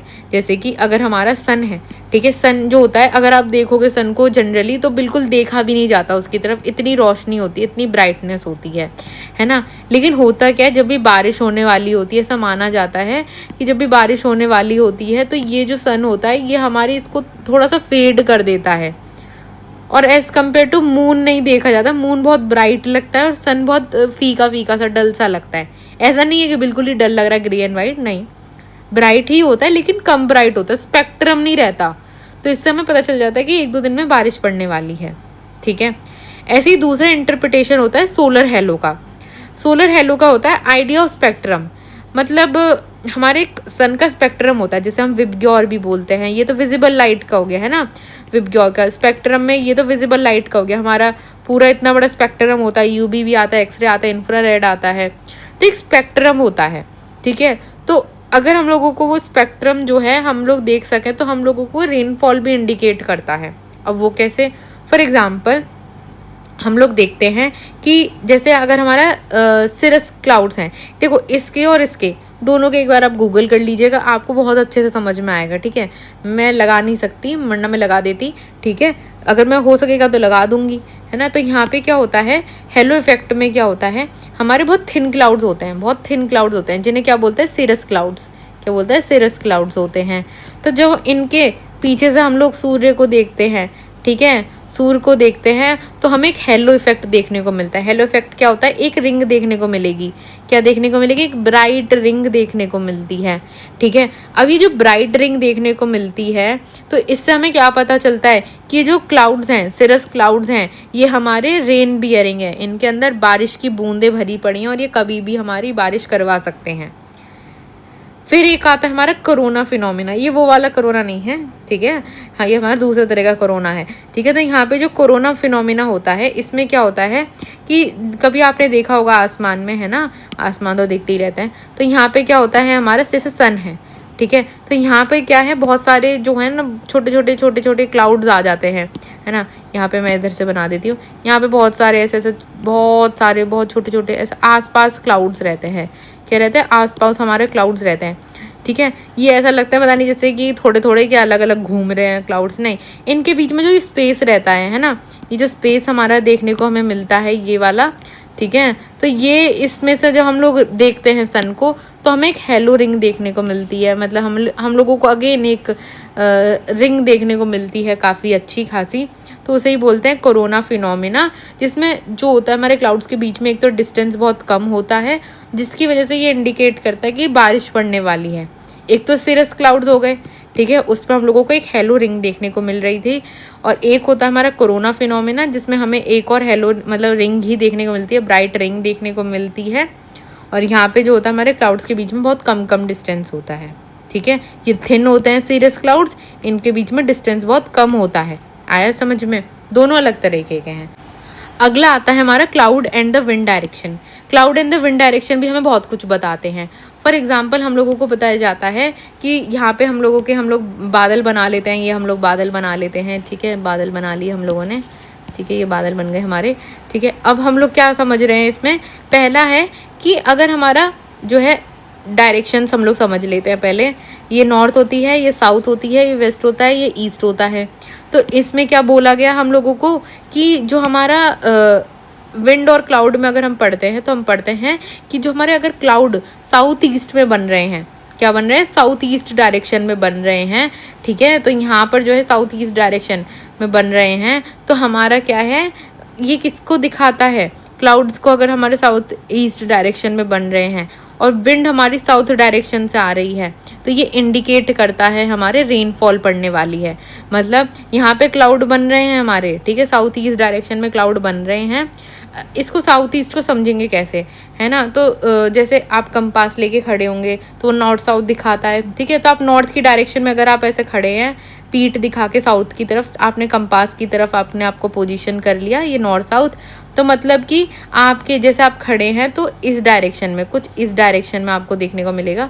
यहाँ पे आपको देखने को मिलेगा आपके मतलब ऐसे थोड़ा सा ऐसे आप इस डायरेक्शन में मुँह करके खड़े हुए हैं, तो बेसिकली इस डायरेक्शन में कहीं इधर साइड क्लाउड अगर फॉर्मेशन हो रहा है और आपको हवा चलती हुई दिखाई दे रही है कि आपके पीठ के पीछे से आपको हवा आती हुई दिख रही है, कंपास लेके खड़े हैं आप, तो ये जो होता है इंडिकेट करता है कि बारिश पड़ने वाली है 2 से 1-2 दिन में, है ना। तो ये इंडिकेट करता है। ये सब समझना है, आपको लिख के आना है। ITK के मतलब एग्जाम्पल जितने आप ज़्यादा दे सकते हैं उतना अच्छा है, ठीक है। लास्ट इसमें आता है एक हमारा weather prediction through the birds and animals. Birds and animals से प्रिडिक्शन बहुत इंपॉर्टेंट है, ठीक है। इसमें तो आपको कम से कम 3-4 एग्जाम्पल याद होने चाहिए, उससे पहले वाले तो याद होंगे। एक तो देखो ज़रूर कोरोना फिनोमिना लिख के आना, ठीक है, स्मॉलेस्ट डिस्टेंस होता है क्लाउड्स के बीच में। एक हमारा हेलो फिनोमिना ज़रूर लिख के आना, ठीक है, हेलो फिनोमिना होता है सन से रिलेटेड। फिर हम लोग एक बता भी देंगे कि सन और मून जो होते हैं हमारे सेलेस्टियल इवेंट्स होते हैं, तो यहाँ पे क्या होता है, अगर सन थोड़ा कम ब्राइट दिख रहा है मून से तो बारिश पड़ने वाली है। सब में बारिश के बारे में बात करी गई है। सेम क्लाउड के लिए है कि अगर साउथ ईस्ट डायरेक्शन में हमारा क्लाउड फॉर्मेशन हो रहा है और हवाएं चल रही हैं साउथ डायरेक्शन की तरफ से, तो यहाँ पे हमारे रेनफॉल इंडिकेट होती है। अब हम बात कर लेते हैं बर्ड्स के बारे में और एनिमल्स के बारे में। तो यहाँ पे हमारे बर्ड्स के बारे में इंफॉर्मेशन दे रखी है, लेकिन हम इसे क्या करेंगे, पिक्चर फॉर्मेट में समझेंगे, ठीक है। तो हमें यहाँ पे बहुत सारी जो है पिक्चर्स दिखा रखी हैं, ये सब AI जनरेटेड हैं, ठीक है। तो इसमें आपको बस ऐसे समझने के लिए है, ठीक है। तो यहाँ पे क्या है हमारा, ये एक नीलू बर्ड होती है, क्या होती है, नीलू बर्ड होती है, जिसे हम लोग ट्रियोपथा भी कहते हैं, जो कि इंडिकेट करती है अगर ये चिल्ला रही है, मतलब क्राई मतलब चिल्ला रही है, तो यहाँ पे जो होता है रेनफॉल, हमारा बारिश पड़ने वाली है, ये इंडिकेशन होता है इसका, ठीक है। दूसरा आता है हमारा मितलारी बर्ड। ये जो होती है ना मितलारी बर्ड, ये बहुत जो बारिश पड़ती है ना, तो ये इसमें बहुत तेज़ी से मतलब बहुत स्पीड से, इसका बॉडी स्ट्रक्चर भी ऐसा होता है कि बहुत शार्प फ्लाइट करती है ना। जैसे हमारे जेट होते हैं, जेट भी ऐसे ही दिखते हैं, तो यहाँ पे जो होता है ये भी बहुत ज़्यादा स्टीप फ्लाई करती है। तो इससे क्या इंडिकेट होता है, रेनफॉल पड़ने वाली है। जैसे हमारी मैना बर्ड होती है, मैना, ये तो बहुत कौवा सा लग रहा है, कौवा नहीं है ये, मैना जो बर्ड होती है हमारी, तो वहाँ पे क्या होता है, अगर वो पानी में नहा रही है, ठीक है, अगर पानी के आसपास और उसमें नहा रही है, तो इसका मतलब बारिश पड़ने वाली है। दूसरा कि जो हमारी स्पैरो बर्ड होती है, frolicking in the sand signals rainfall, मतलब अगर हमारी जो मैना बर्ड है वो मिट्टी में खेल रही है, थोड़ा सा जो है हमारा रेगिस्तान वाले एरिया में या फिर सैंडी सॉइल में खेल रही है, ठीक है, मिट्टी में खेल रही है, समझ लो खेल रही है, फ्रॉकलिंग मतलब खेल रही है ना, कूद रही है, अपने पंखों से हिला रही है, जो भी कर रही है, तो इसका मतलब होता है रेनफॉल होने वाली है, ठीक है, खुश है वो। दूसरा आता है अगर हमारा जो स्पैरो है वो पानी में है ना, पानी में है, तो वो उसको इंडिकेट करता है कि ड्राई वेदर कंडीशन आ रही है, ठीक है। स्पैरो भी देखो चालू है, बिल्कुल बता रही है कि अगर मैं नाच रही हूँ ना रेगिस्तान में तो वो खुश है कि बारिश पड़ने वाली है। और यहाँ पे वो देखो कितनी दुखी लग रही है, बारिश पड़ने नहीं वाली, अब यहाँ पे सब सूखा होने वाला उसके जीवन में। तो वैसे ही वो पानी में, थोड़े से पानी में देखो कैसे कूद रही है ना। तो अगली बर्ड आती है हमारी जोंक्स। जोंक्स भी एक टाइप की बर्ड होती है, JONKS, ठीक है। तो अगर ये जो होती हैं हमारी ऊपर और नीचे जो है हमारी upward and downward mount means जो होता है मूवमेंट इनका हो रहा है, अब कभी नीचे जा रही हैं, कभी ऊपर जा रही हैं, कभी नीचे जा रही है, कभी ऊपर आ रही हैं, इसका मतलब होता है रेनफॉल होने वाली है ना, मतलब घूम रही हैं ऊपर नीचे आसमान में। लेकिन यही जोंक्स बर्ड अगर चुपचाप जाके एक जगह पे बैठ जाती हैं, एक एलिवेटेड जगह पे, ऊंची जगह पे जाके बैठ जाती हैं, तो इससे पता चलता है वो भी दुखी हैं, वो भी संसार को देख रही हैं और बोल रही हैं आगे तो सूखा पड़ने वाला है, अब क्या ही है, क्या है, खुशी के पल चले गए, हम तो ऊपर नीचे हो रहे थे पहले अच्छा खासा, ठीक है। तो इसके बाद आता है हमारे एक टथासस करके है, ठीक है, मेरे को पता नहीं इसको प्रोनाउंस कैसे करते हैं, लेकिन टट हाउस भी बोल सकते हैं, ठीक है। तो इसमें क्या होता है, ये जो बर्ड होती है ये हमारे अगर कुछ पोर्शंस, जैसे अगर कोई फील्ड है हमारा, ठीक है, तो इसने अगर फील्ड में बहुत सारा हमारा जो है इन ज़्यादा पोर्शंस में हमारे एग्स दे रखे हैं, तो इसका इंडिकेशन होता है कि बारिश पड़ने वाली है। ऐसा क्यों होता है, जब ज़्यादा अंडे क्यों देती है अगर बारिश पड़ने वाली है तो पागल चिड़िया, देखो इसमें होता क्या है, पागल नहीं होती है, इंटेलिजेंट होती है। रेनफॉल क्या करता है कि कुछ अगर डैमेज हो गए तो कुछ तो बचेंगे, तो वही वो सोच के चलती है। लेकिन अगर वो लो पोर्शन में इंडिकेट, मतलब थोड़ी पोर्शन में हमारा जो है उगा रही है, मतलब अंडे छोड़ रही है, तो वो ड्रॉट कंडीशन को इंडिकेट करता है, ठीक है, सूखा पड़ने वाला है। वो भी इंटेलिजेंट है, देखो बच्चे नहीं करती, अगर उसको ड्रॉट की कंडीशन पता है तो आगे सूखा पड़ने वाला है। लेकिन हम ही लोग नहीं समझते, इंसान नहीं समझ रहे, तो चिड़ियाएँ भी समझती हैं, ठीक है। अगला आता है जैसे कि कैमल जो होता है हमारा ऊंट, पता है, एनिमल्स पे आ गए हैं हम लोग, बर्ड्स हमारी खत्म हो चुकी हैं, अब एनिमल्स पे आ गए हम लोग। तो एनिमल्स में सबसे पहला आता है हमारा कैमल। कैमल जो होता है ऊंट, मतलब ऊंट जो होता है रेगिस्तान में जो चलता है, ठीक है, जिसका हम्प निकला हुआ होता है वही, हाँ। तो हाँ जो होता है उसके पैर का मैंने सिर्फ डायग्राम लगा रखा है, कभी बोलो किसका पैर है। अगर हम लोगों को स्वेलिंग देखने को मिलती है तो इसका क्या इंडिकेशन होता है कि बारिश पड़ने वाली है ना। ऊंट जो होता है ना, एकदम जब बारिश पड़ने वाली होती है तो स्वेलिंग आ जाती है उसके शरीर के अंदर, ठीक है। दूसरा ड्रैगन फ्लाई के बारे में बता रखा है कि अगर जो ड्रैगन फ्लाई है वो रेगिस्तान के ऊपर घूम रही है तो वो इंडिकेट करता है रेनफॉल है। सेम जैसे स्पैरो का होता था ना, वैसे ही ड्रैगन फ्लाई का होता है। तो इन दोनों का तो याद ही रख लेना कि अगर स्पैरो जो है हमारी फ्रॉकलिंग जो वर्ड होता है, फ्रॉकलिंग मतलब खेल रही है, ठीक है, फ्रॉकलिंग है ना, तो ये फ्रॉकलिंग कर रही है कहाँ पे, सैंड में, तो इसका मतलब होता है कि रेनफॉल होने वाली है। और अगर वो हमारा जो है वाटर में है, वाटर बॉडीज़ के पास में है, तो वहाँ पे हमारा ड्रॉट की कंडीशन को इंडिकेट करता है। सेम ड्रैगन फ्लाई भी ऐसा ही होता है, ठीक है, अगर वाटर बॉडी के ऊपर है तो ड्राई वेदर है। फिर आता है हमारे स्पाइडर, भाई साहब स्पाइडर आता है। तो ये स्पाइडर क्या करते हैं, ये एक नेट बिछा लेते हैं ऑन क्रॉप्स लाइक टोमेटोज, जो कि सिग्नल करता है रेनफॉल को। इसमें झाड़ियाँ होती हैं, तो होता क्या है, ये बहुत ज़्यादा पत्ते डेंस होते हैं, तो ये थोड़ा प्रोटेक्ट कर लेते हैं इसके नेट को, तो ये वहाँ पे जाल बिछा लेता है, ठीक है। यहाँ पे सेम डायग्राम लग गया, इसे छोड़ दीजिए। फिर आते हैं हमारे सेंट्रीपिड्स। सेंट्रीपिड जो होते हैं ना, वो होल्स में से आने लगते हैं, अपने होल्स जो होते हैं, जो उनके बरोड होल्स होते हैं सॉइल के अंदर, तो उनमें से बाहर आने लगते हैं, तो ये इंडिकेशन होता है रेनफॉल का, ओके। तो ये सारे जो पॉइंट्स थे हमारे, बेसिकली हम लोगों ने ये सारे कवर कर लिए हैं, ये सारे के डायग्राम्स मैंने लगाए थे, ठीक है। तो यहाँ पे ये सारे, हाँ, इतनी अगर याद करके ले जाओ पाओ तो अच्छा है, ठीक है, कुछ तो याद हो भी गई होंगी, है ना। तो ये आसान ही है, कोई टफ नहीं है, ठीक है। अब बात कर लेते हैं हम लोग सोशल बिलीव्स पे। सोशल बिलीव्स क्या होता है कि जो हम लोग इतने साल से समझते आ रहे हैं, देखते आ रहे हैं, तो वो एक तरह से हमारे जो कॉन्शियस में ना बैठ जाता है। जैसे कि हम लोग देखते आ रहे हैं कि अगर हमारे जून और मई के महीने में जो इनिशियल डेज होते हैं, है ना, शुरू के महीने में जो होता है, अगर बहुत ज़्यादा गर्मी है, बहुत ज़्यादा ही गर्मी है, तो इसका मतलब होता है कि जो आगे वाला सीज़न है, सीज़न जो मतलब आने वाला सीज़न है ना, मई जून के बाद वाला पीरियड जो है उधर अच्छी खासी बारिश पड़ने वाली है। ठीक है, ऐसे ही दूसरा आता है हमारा सोलिंग मेला, या फिर बोलो से सलोनी मेला बोलते हैं। ठीक है, सोलनी मेला। ठीक है, सलोनी मेला सोलन में लगता है। सोलन कहाँ पे है? हमारा हिमाचल में है। तो वहाँ पे ये पहाड़ों पे जो है ये मेला लगता है। और ये मेला क्या होता है, ये जून के महीने में लगता है। और मानते हैं जब भी ये मेला लगता है ये बारिश के संग लगता है, जब भी बारिश पड़ती है तो ये मेला हमेशा लगता है। तो एक तरह से लोगों का बिलीव लग गया है कि जब भी इसका मुहूर्त आता है मेला लगने का तब बारिश पड़ने लगती है। ठीक है, दूसरा आता है अगर आपको हिल टॉप पे घर है, ठीक है, तो वहाँ पे क्या होता है, अगर ग्रे क्लाउड्स आ रहे हैं और वो नीचे की तरफ जा रहे हैं, याद रखना थोड़े डेंस क्लाउड्स हैं। ठीक है, तो क्लाउड जो होते हैं हमारे अगर वो नीचे की तरफ जा रहे हैं तो वो एक साइन होता है रेनफॉल होने वाली है।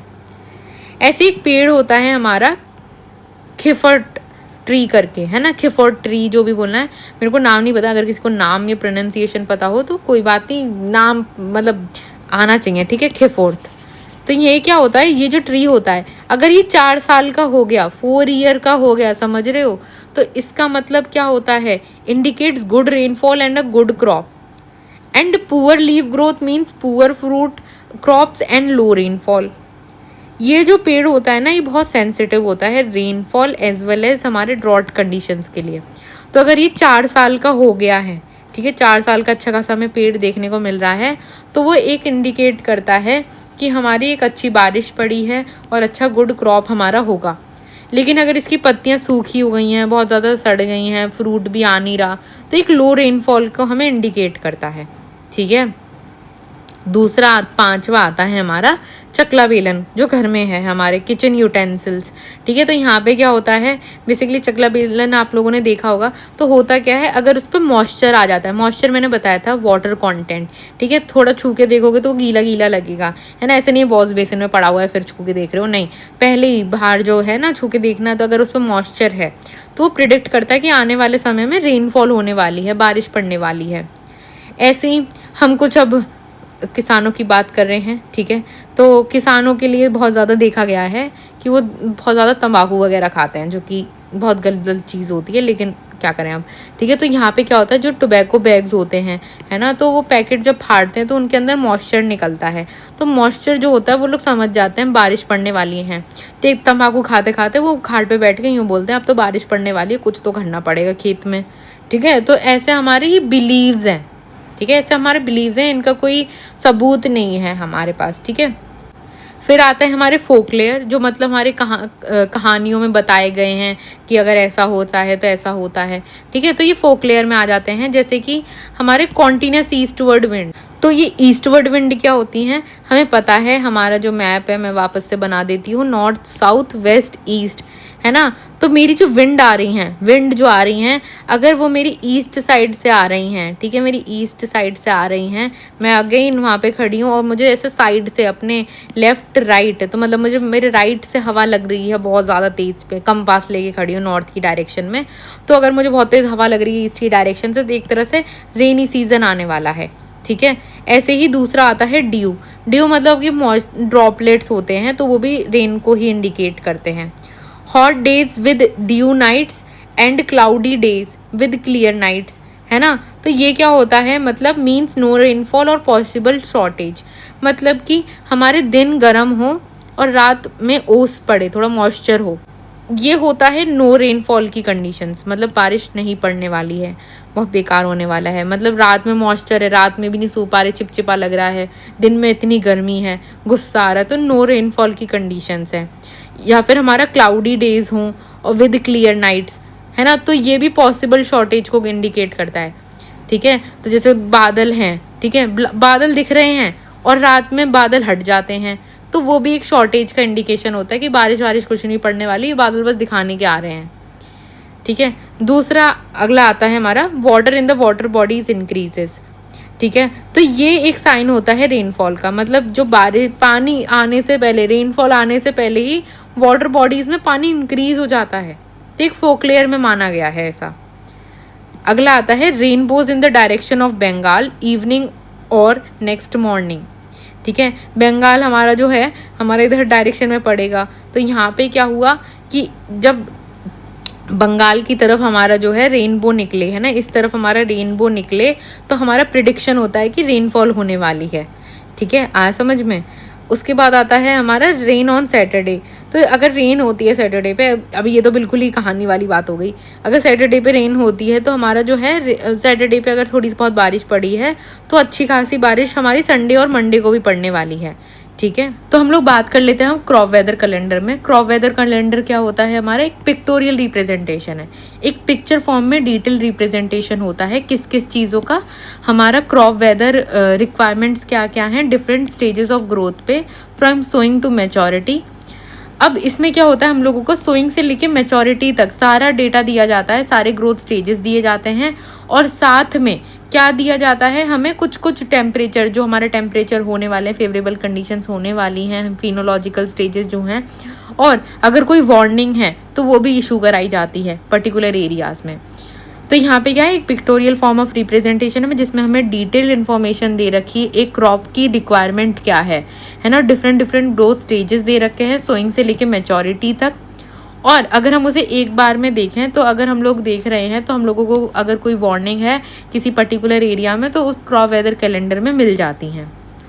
अब हमसे पूछ लिया जाता है कि एक स्ट्रक्चर बताओ, क्रॉप वेदर कैलेंडर में कितने पार्ट्स होते हैं। तो क्रॉप वेदर कैलेंडर में 3 पार्ट्स होते हैं। एक होता है हमारा टॉप सेक्शन, एक होता है हमारा मिडिल सेक्शन, और एक होता है हमारा लोअर या फिर बॉटम सेक्शन। तो टॉप सेक्शन में क्या आता है, टॉप सेक्शन में आप जैसे देख सकते हो डिफरेंट मंथ्स आते हैं। क्या आते हैं, मंथ्स आते हैं, डिफरेंट डिफरेंट मंथ्स आएंगे। ठीक है, इसके बाद हम लोगों को क्या दिया रहता है, मैक्सिमम और मिनिमम टेम्परेचर दिया रहता है। क्या दिया रहता है, मैक्सिमम और मिनिमम टेम्परेचर दिया रहता है। रिलेटिव रेनफॉल, सन आवर्स दे रखे होते हैं, और हमारा जो डेटा होता है वो हमारा एटलीस्ट 20 ईयर का जो हिस्टोरिकल डेटा होता है उसके संग हमारा कंपैरिजन किया जाता है, और to show this long term trends, कि ये जो ट्रेंड्स हम लोगों ने इस चार्ट में दिखाए हैं, तो हम लोगों ने 20 साल का डेटा इकट्ठा करके ये चार्ट्स को हम लोग प्रिपेयर करते हैं। तो क्या रहेगा, एक तो हमारे मंथ्स रहते हैं, temperature, rainfall, relative humidity, sunshine hours. ठीक है, तो ये हमारे टॉप सेक्शन के अंदर आते हैं। अब हम बात कर लेते हैं मिडिल सेक्शन की। तो मिडिल सेक्शन में क्या आता है, हमारा जर्मिनेशन आएगा, मतलब सोइंग टू हमारा हार्वेस्टिंग या मैच्योरिटी, जिसे बोलो हार्वेस्टिंग क्यों दिखाएंगे, तो यहाँ पे सोइंग टू मैच्योरिटी जो होता है हमारे सारे स्टेजेस को दिखाया जाता है, ग्रोइंग स्टेजेस को दिखाया जाता है। जर्मिनेशन, इमरजेंस, वेजिटेटिव ग्रोथ, ठीक है, तो सारे हमारे डायग्राम के फॉर्मेट में दिखाए जाते हैं, और जो भी हमारी फेवरेबल मेट्रोलॉजिकल कंडीशंस हैं हर एक क्रॉप फेस की वो भी शो करी जाती हैं। ठीक है, ये एक रफ स्केच है। ठीक है, यहाँ पर फिर हमारा एक आता है बॉटम सेक्शन। बॉटम सेक्शन में हमारा अगर कोई पेस्ट और डिसीजेज से रिलेटेड हमारी इन्फॉर्मेशन है तो वो दी जाती है ना, और अगर हमारी कोई वेदर रिलेटेड वार्निंग्स हैं तो वो भी बॉटम सेक्शन में हमारी इशू कराई जाती हैं। अब अगर हम बात करें content of the crop weather calendar, एक क्रॉप वेदर कैलेंडर में बेसिकली हमारे क्या क्या कंटेंट रहते हैं, तो हम लोग समझ गए इतना तो कि हमारी बेसिकली क्या रहती है, एक टिपिकल लाइफ रहती है। ठीक है, टिपिकल लाइफ किसकी, एक क्रॉप की, कि भैया देखो हमारा जो है सोइंग से लेके मैच्योरिटी तक हमारा क्रॉप ग्रो करता है, इसमें ये स्टेज आते हैं और इतना ऑप्टिमम टेम्परेचर है, इस महीने में अप्रॉक्स उग जाता है। ठीक है, एक टिपिकल लाइफ हिस्ट्री देता है।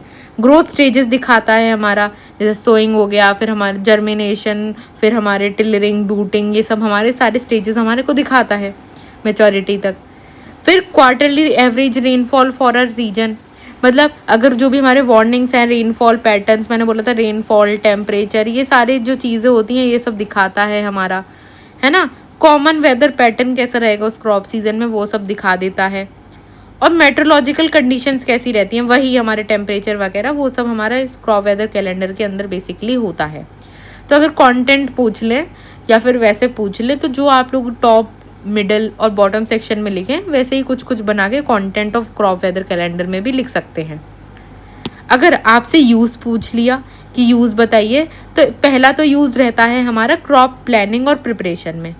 आपको जब नॉलेज होगी कि कौन सा जो स्टेज है कौन से महीने में आता है, क्या क्या फेवरेबल हमारे टेम्परेचर रहते हैं, है ना, ये सब हमें पता रहता है, तो हम लोग प्लानिंग अच्छे से कर पाते हैं और ये कैलेंडर को भी अच्छे से प्रिपेयर कर पाते हैं। ओके, ये हमारा इरिगेशन स्केड्यूलिंग में हेल्प करता है कि क्रिटिकल स्टेजेस, 3 क्रिटिकल स्टेजेस है, अगर हमारे पास 3 बार पानी देने के लिए है तो हम कौन कौन सी स्टेजेस पर लगा सकते हैं। प्लांट से मतलब पेस्ट और डिसीजेस से मैनेज करके रखता है, प्लांट को प्रोटेक्ट करके रखता है, ठीक है। और हमारा जो फार्मर है, अगर वो क्रॉप वेदर कैलेंडर देखता है तो वो डिसीजंस ले पाता है, राइट, कि अगर यहाँ पे पेस्ट अटैक होने वाला है तो वो पहले ही हमारे फर्टिलाइज़र जो होते हैं, हमारे पेस्टिसाइड जो होते हैं, सब डाल के रखेंगे, ठीक है। फिर आता है हमारा crop weather diagram. Crop weather diagram क्या होता है? ये जो होता है हमारा ग्राफिकल रिप्रेजेंटेशन होता है। याद रखना दोनों में अंतर क्या था, क्रॉप वेदर कैलेंडर और एक क्रॉप वेदर डायग्राम। तो ये जो होता है हमारे पिक्टोरियल रिप्रेजेंटेशन होता है। क्या होता है? Pictorial, picture form of representation होता है। जबकि यहाँ पे जो होता है ये हमारा ग्राफिकल फॉर्म ऑफ रिप्रेजेंटेशन है। क्या है? ग्राफिकल फॉर्म ऑफ रिप्रेजेंटेशन है, जो कि हमारा जो है डिटेल्ड इन्फॉर्मेशन दिखा रहा है क्रॉप हस्बेंड्री पे। क्रॉप को हम लोग ग्रो कैसे करते हैं, मतलब क्रॉप की जो हम लोग प्रोटेक्शन करते हैं, डोमेस्टिकेशन करते हैं, हार्वेस्टिंग करवाते हैं, सो ये क्रॉप हस्बेंड्री कह देते हैं। तो यहाँ पे एक डिटेल व्यू देता है, डिफरेंट स्टेजेस को दिखाता है, टीलेज से लेके हार्वेस्ट तक। तो ये क्रॉप वेदर कैलेंडर में हमारा रहता है। इसके फीचर क्या है? ये हमारा जो होता है एक्चुअल वेदर कंडीशंस को दिखाता है versus the normal weather conditions on a monthly and the weekly basis. तो ये वीकली हर 7 दिन में या फिर महीने हर 30 दिन में जो है अपना डेटा निकालते हैं, जिसमें क्या होता है नॉर्मल वेदर पैटर्न कैसे होने चाहिए और एक्चुअल वेदर पैटर्न कैसे हैं, इसके बीच में हमारा जो है ग्राफ प्लॉट करते हैं। और इसमें जो होता है इन्फॉर्मेशन होती है पेस्ट और डिसीजेस पे। ये यूज़फुल होते हैं अगर हम लोगों को कोई क्रॉप ईल्ड जैसे हम लोगों को ट्रैक करना है तो एक्चुअल ही हम करेंगे, है ना, एक्चुअल पैटर्न क्या चल रहा है वेदर का। तो हम क्रॉप वेदर कैलेंडर देखते हैं कि बेसिक क्रॉप वेदर डायग्राम देखते हैं कि हम लोगों को देखना होता है कि वेदर के क्या इम्पैक्ट चल रहे हैं क्रॉप के अंदर, ठीक है। वहाँ तो हम लोग आइडियल कंडीशन दे रहे थे और सिर्फ वहाँ पे वार्निंग जारी करी जाती हैं। यहाँ पे हम लोग रियल टाइम इफेक्ट देख रहे हैं क्रॉप की यील्ड पे। ये हमें करंट इन्फॉर्मेशन देता है क्रॉप के अंदर, तो हम लोग बेटर मैनेज कर पाते हैं वेदर के हिसाब से। इसका यूज़ की अगर हम बात करें तो यहाँ पर जो होता है हमारा कोरिलेट्स रेनफॉल और weather parameters with the crop yield. जैसे कि रेनफॉल वर्सेस यील्ड, तो अगर रेनफॉल ज़्यादा पड़ रही है तो ऑब्वियसली हमारी जो बारिश की वजह से फसल जो होती है नुकसान होता है मोस्टली टाइम्स। तो यहाँ पे क्या होता है, ये हमें थोड़ा यील्ड जो होता है उसका रियल टाइम इफेक्ट दिखाता है वेदर कंडीशन का, ठीक है। तो यहाँ पे क्या होता है, दूसरा पॉइंट होता है कि क्वालिटी को और एक्यूरेसी को जो होता है हमारे इम्प्रूव करता है क्रॉप वेदर कैलेंडर, ठीक है। एक्यूरेसी बढ़ जाती है हमारी इसमें, और एग्रोनॉमिकल प्रैक्टिस और डिसीजन मेकिंग में मदद तो करता ही है, ठीक है।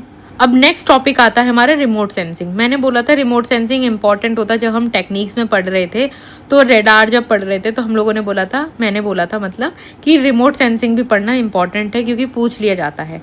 तो रिमोट सेंसिंग होता क्या है? रिमोट सेंसिंग एक टेक्नोलॉजी है जिसमें हम लोग सैटेलाइट और ग्राउंड बेस्ड ऑब्जर्वेशंस को यूज़ करके, है ना, हम लोग मॉनिटर करते हैं अर्थ के रिसोर्सेज को, ठीक है। अब होता क्या है, जैसे कि अर्थ है, अर्थ में हमारा पानी भी है, लैंड भी है, एटमॉस्फेयर भी है। तो हम लोग सैटेलाइट की मदद से क्या करते हैं, ये जो हमारे ग्राउंड पे इफेक्ट चल रहे हैं तो हम लोग इन्हें ऑब्जर्व करते हैं, ग्राउंड के रिसोर्सेज को, ठीक है, ग्राउंड के रिसोर्सेज को। तो यहाँ पे क्या है, applications of remote sensing in agriculture. अगर हमारा देखा जाए कि कहाँ कहाँ पे हमारा रिमोट सेंसिंग यूज़ होता है, तो हम बोलेंगे सबसे पहला सॉइल मैपिंग में, कि अगर हम लोगों को सॉइल को मैप करना है, कि मैपिंग करनी है कहाँ कहाँ पे हमारी मिट्टी अच्छी है, फर्टाइल है, तो वो थोड़ा सा डिग्री ऑफ फर्टिलिटी दिखा के, थोड़ा सा रेंज कलर स्पेक्ट्रम में अलग अलग दिखा के हमारे सॉइल मैपिंग कर लेते हैं। Land use efficiency, land use analysis भी करके देते हैं कि यहाँ पे इतनी ज़मीन खाली पड़ी हुई है, यहाँ पे खेती नहीं चल रही है, यहाँ पे बहुत इंटेंस खेती चल रही है, यहाँ पे ये हो रहा है, तो ये सारी इन्फॉर्मेशन भी गैदर कर सकता है। वेदर फोरकास्टिंग और मैपिंग तो कराते ही हैं, फ्लड मैपिंग एंड मॉनिटरिंग भी करते हैं। अगर टाइड लेवल्स आने वाले हैं, मतलब हमारा फ्लडिंग लेवल आने वाले हैं, है ना, वाटर रिसोर्सेज में, तो वो भी चेक करता है।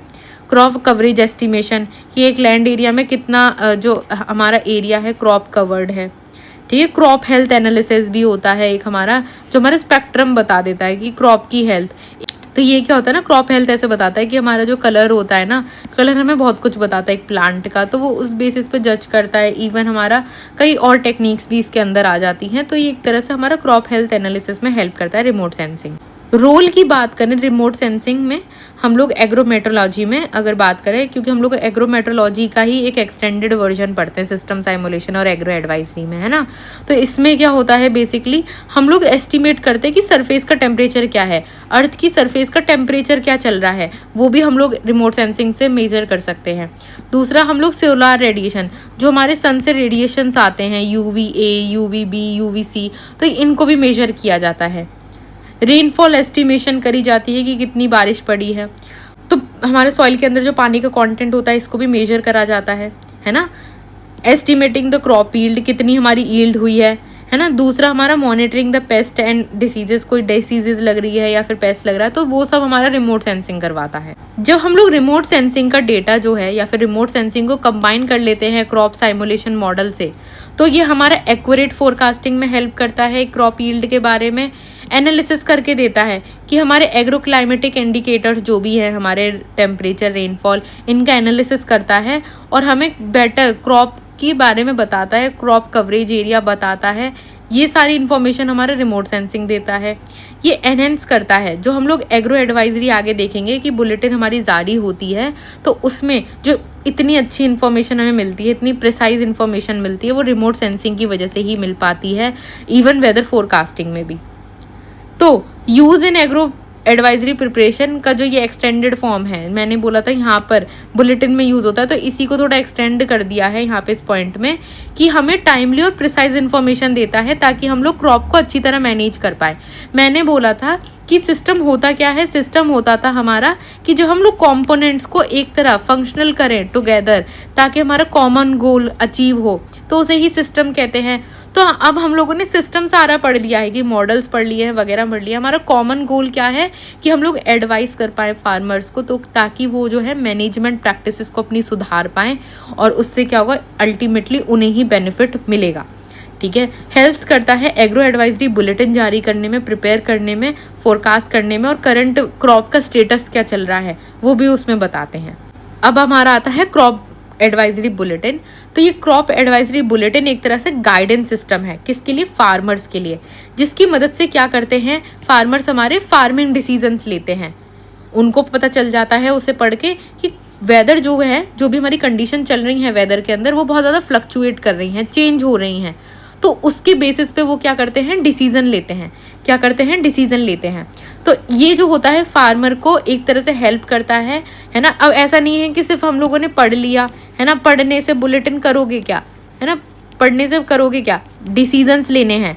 और ये डिसीजंस कैसे होंगे, हमारे डिसीजंस हमारे ऑन व्हाट, कि क्रॉप लॉस ना हो जाए, है ना। तो ऐसे फर्टिलाइज़र, ऐसे पेस्टिसाइड का हम लोग उपयोग करेंगे, या फिर हम लोग ऐसे प्रैक्टिसेस को अपनाएंगे, है ना। तो इससे अल्टीमेटली होगा क्या, ये लॉस रिड्यूस होंगे और प्रोडक्टिविटी जो हमारी है वो बढ़ेगी।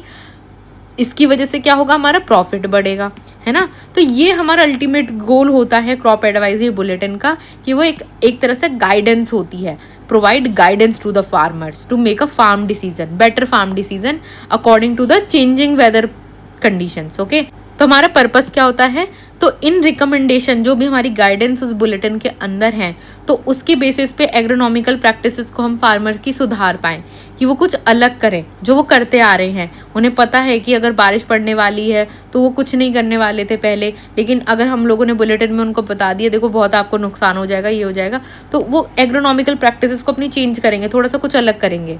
ऐसे मैनेज पेस्ट और डिसीजेज लगने का खतरा होता है, तो कोई नहीं चाहता उसका लॉस हो, ठीक है। तो वो सारे ऐसे ऑप्शंस को देखता है फार्मर भी कि उसकी जो फसल है वो ख़राब ना हो। तो पेस्ट और डिसीजेज लगने का जो खतरा होता है वो एग्रो एडवाइजरी में हम लोग जारी करवा देते हैं अगर कुछ होता है तो, है ना। टाइमली इन्फॉर्मेशन देते हैं, करंट और फोरकास्टेड वेदर कंडीशंस की सारी इन्फॉर्मेशन उस बुलेटिन के अंदर रहती है कि आने वाले समय में कैसा मौसम हो सकता है ना। तो फार्मर पहले से ही अपना माइंड मेकअप करके रखता है कि भाई ये हो सकता है, तो मुझे ज़्यादा कुछ मिटिगेशन अगर मैं कर सकता हूँ तो करूँगा, वरना इतना लॉस झेलने के लिए मैं तैयार हूँ, ठीक है। तो वो उस हिसाब से अपनी मैनेजमेंट प्रैक्टिसेस को चेंज कर देते हैं। नेक्स्ट आता है to help farmer modify the field operation based on the, वही मतलब कि मॉडिफाई कर देना अपने फील्ड ऑपरेशंस को, यही इसमें पर्पस एग्रो एडवाइजरी बुलेटिन का रहता है। अगर इशुएंस की बात करें कि कौन इशू करता है, अब ऐसे हम लोग बोल रहे हैं कि एग्रो एडवाइजरी बुलेटिन आती है, एग्रो एडवाइजरी बुलेटिन आती है ना, और ये हमारी जो होती है ये हमारी on the basis of what आती है। क्या बोला हम लोगों ने, क्या पढ़ा है अभी तक हम लोगों ने, रिमोट सेंसिंग और हमारे crop weather calendar, crop weather diagram, ये सब पढ़ा। तो ये जो इशुएंस हुआ हमारा, तो ये करवाता कौन है, बेसिकली इंडियन मेट्रोलॉजिकल डिपार्टमेंट, जो कि पुणे के अंदर है ना। IMD, हम लोगों ने इतना IMD के बारे में पढ़ा। तो ये जो होता है हमारी स्टेट एग्रीकल्चर यूनिवर्सिटीज़ जो होती हैं, आप अपने एग्रीकल्चर यूनिवर्सिटी में जाइएगा, जनरली जो हमारा सॉइल डिपार्टमेंट होता है ना, हमारे यहाँ तो सॉइल साइंस डिपार्टमेंट में थे मैम एक, वो हमारी करवाती थी, वो करती थी जो मेट्रोलॉजिकल फोरकास्टिंग का डेटा होता था तो वो करवाती थी। आप अपने देखिए आपके कॉलेज में कहाँ पर होता है, जनरली हमारा सॉइल साइंस वाले डिपार्टमेंट्स के अंदर ही, जो स्टेट एग्रीकल्चर यूनिवर्सिटीज़ की बात कर रही हूँ मैं। ICR में भी ऐसे ही हमारे जो होते हैं डिपार्टमेंट होते हैं, उधर एक बार जाके देखिए, उनसे बात करिए, आपको पता चल जाएगा। वो खुद ही बताने लगेंगे कि हाँ मॉडल्स होते हैं, ये होता है, वो होता है, तो आपको उससे काफ़ी चीज़ें पता चलेंगी। तो ये जो होते हैं हमारे IMD, एक बहुत बड़ा डिपार्टमेंट है। अब सारा काम तो ये अकेले नहीं कर पाएंगे, तो ये डिविजन्स में काम करते हैं। तो यहाँ पर जो होते हैं एम्प्लॉयर्स, तो वो इस चीज़ को आगे बढ़ाते हैं, फार्मर्स के संग काम करते हैं बेसिकली। सेकंड पॉइंट आता है crop and the location specific weather based agro advisory are issued twice a week. 2 हफ्ते के 2 दिन ये जो एग्रो एडवाइजरी है, अब ऐसा तो नहीं है सारे दिन, ना सारे दिन फार्मर पढ़ने वाला, सारे दिनों में मंडे ट्यूसडे वेडनेसडे कोई नहीं पढ़ता, सिर्फ 2 दिन जारी होती है और 2 दिन हमारा फार्मर पढ़ लेता है जब उसको टाइम मिलता है। तो अगर ट्यूसडे को पढ़ा है तो वेडनेसडे थर्सडे ऐसे पढ़ सकते हैं, फ्राइडे में सैटरडे संडे, तो ऐसे पढ़ लेते हैं वो। वैसे जनरली ट्वाइस अ वीक कराई जाती है, ट्यूसडे और फ्राइडे को, ठीक है। मेन ऑब्जेक्टिव यही रहता है कि हम लोग फार्म के अकॉर्डिंग जो फार्म मैनेजमेंट प्रैक्टिसेस होती हैं, तो एग्रो एडवाइजरी ऐसे लॉन्च करें कि फार्मर को ही मदद हो, और किसी के लिए नहीं बना रही एग्रो एडवाइजरी, है ना। अगर हमसे स्टेप्स पूछ लें कि प्रिपरेशन के ऑफ एग्रो एडवाइजरी के पॉइंट्स बताओ, तो होता कैसे कैसे है। सबसे पहले आप लोगों को एग्रो क्लाइमेटिक कंडीशंस पता होनी चाहिए एक एरिया की, कि यहाँ पर जो है बहुत ज़्यादा बारिश पड़ती है, सूखा पड़ता है, क्या होता है। रेनफॉल कंडीशंस आपको पता होनी चाहिए उस एरिया की, इकट्ठा कर लिया आपने। फिर क्या किया आप लोगों ने, वहाँ उस एरिया का आपने मेट्रोलॉजिकल डेटा निकाल लिया, पूरा मेट्रोलॉजिकल डेटा निकाल लिया, ठीक है। पहले तो आपको एग्रो क्लाइमेटिक कंडीशंस पता होनी चाहिए, जनरल कि ऐसा मौसम यहाँ पर होता है। दूसरा, आपने उस एरिया का जो है मेट्रोलॉजिकल 20 साल का, या आप जितना भी चाहें उतना पास्ट रिकॉर्ड्स निकाल लिए। आपने जो भी, सपोज आप वीट लगा रहे हैं, है ना, मेज़ लगा रहे हैं, जो भी लगा रहे हैं, है ना, तो उसका जो है क्रॉप के बारे में इंफॉर्मेशन निकाल ली, तो ये सेकंड स्टेप में आ गया। उसके बाद क्या किया आपने, ये दोनों इन्फॉर्मेशन निकाल ली। अब आप बैठेंगे इन्हें पढ़ने, क्या बैठेंगे इन्हें पढ़ने। अब आपने पहले ये सारा इकट्ठा कर लिया एक जगह, अब आप इसे पढ़ने बैठेंगे, एनालाइज करेंगे जो भी आपने डेटा कलेक्ट करा है। और जो डेटा आपने कलेक्ट करा है, अब उसको क्या है, जो भी आपको समझ में आया, एनालाइज करके आपको एडवाइजरी एक बनानी है, एक एडवाइजरी बनानी है कि ये डेटा है, ये हम लोगों ने एनालाइज करा, और उसके बेसिस पे हम क्या करेंगे, डिसेमिनेट करेंगे advisory to the farmer and through the suitable channels. अब जो भी, अब देखो यहाँ पे जो एडवाइजरी होती है बनाना, ये आप मॉडल से भी बना सकते हैं। मॉडल्स होते हैं, जैसे हम लोगों ने DSET पढ़ा था, ठीक है। तो आप जैसे एग्रीकल्चर रिसर्च स्टेशंस पे जाएंगे, तो मैंने आपको जब श्याम वाला केस बताया था, है ना, श्याम या राहुल जो भी थे हमारे फार्मर, उनका केस बताया था, तो मैंने बोला था वो गए थे तो उनको पता चला, है ना। ऐसे ही यहाँ पे एडवाइजरी जो बन रही है, उन्होंने बनाई है मॉडल के बेसिस पे, एनालाइज करते हैं वो सारी इन्फॉर्मेशन को। उसके बाद जब इन्फॉर्मेशन तैयार हो गई कि अब हमारे पास इन्फॉर्मेशन है कि आगे जो कंडीशन से क्या होने वाली है, अब हम जाते हैं, अब हम चैनल्स ढूंढते हैं। हर एक फार्मर एक जैसा नहीं होता, कोई अखबार पढ़ते हैं, कोई TV ज़्यादा देखते हैं, कोई रेडियो सुनते हैं, कोई एक दूसरे से जानते हैं, कोई रिटेलर से जानते हैं। तो हम लोगों को ऐसे सोर्सेज फाइंड करने हैं, ऐसे चैनल्स फाइंड करने हैं कि हम फार्मर को बता पाएँ जो भी हम लोगों ने एडवाइजरी बनाई है, हमारे पास जो इन्फॉर्मेशन है, हम कैसे फार्मर्स तक पहुँचाएँ, ठीक है। फिर हम लोग देखते हैं, एक बार हम लोगों ने एक फार्मर के पास इन्फॉर्मेशन पहुंचा दी, हमारे फार्मर के पास इन्फॉर्मेशन पहुंच गई, उसके बाद हम क्या देखते हैं कि वो जो इन्फॉर्मेशन हम लोगों ने पहुंचाई वो कितनी इफ़ेक्टिव रही। किसी ने जिसने अप्लाई करी है, तो वो आप उनसे जाके बात करेंगे, वो खुद ही बता देंगे कि आपने ऐसे बोला था, फिर ऐसा करा हम लोगों ने, तो उनको इफ़ेक्टिवनेस कैसे हुई, उनको कुछ फ़ायदा हुआ उससे।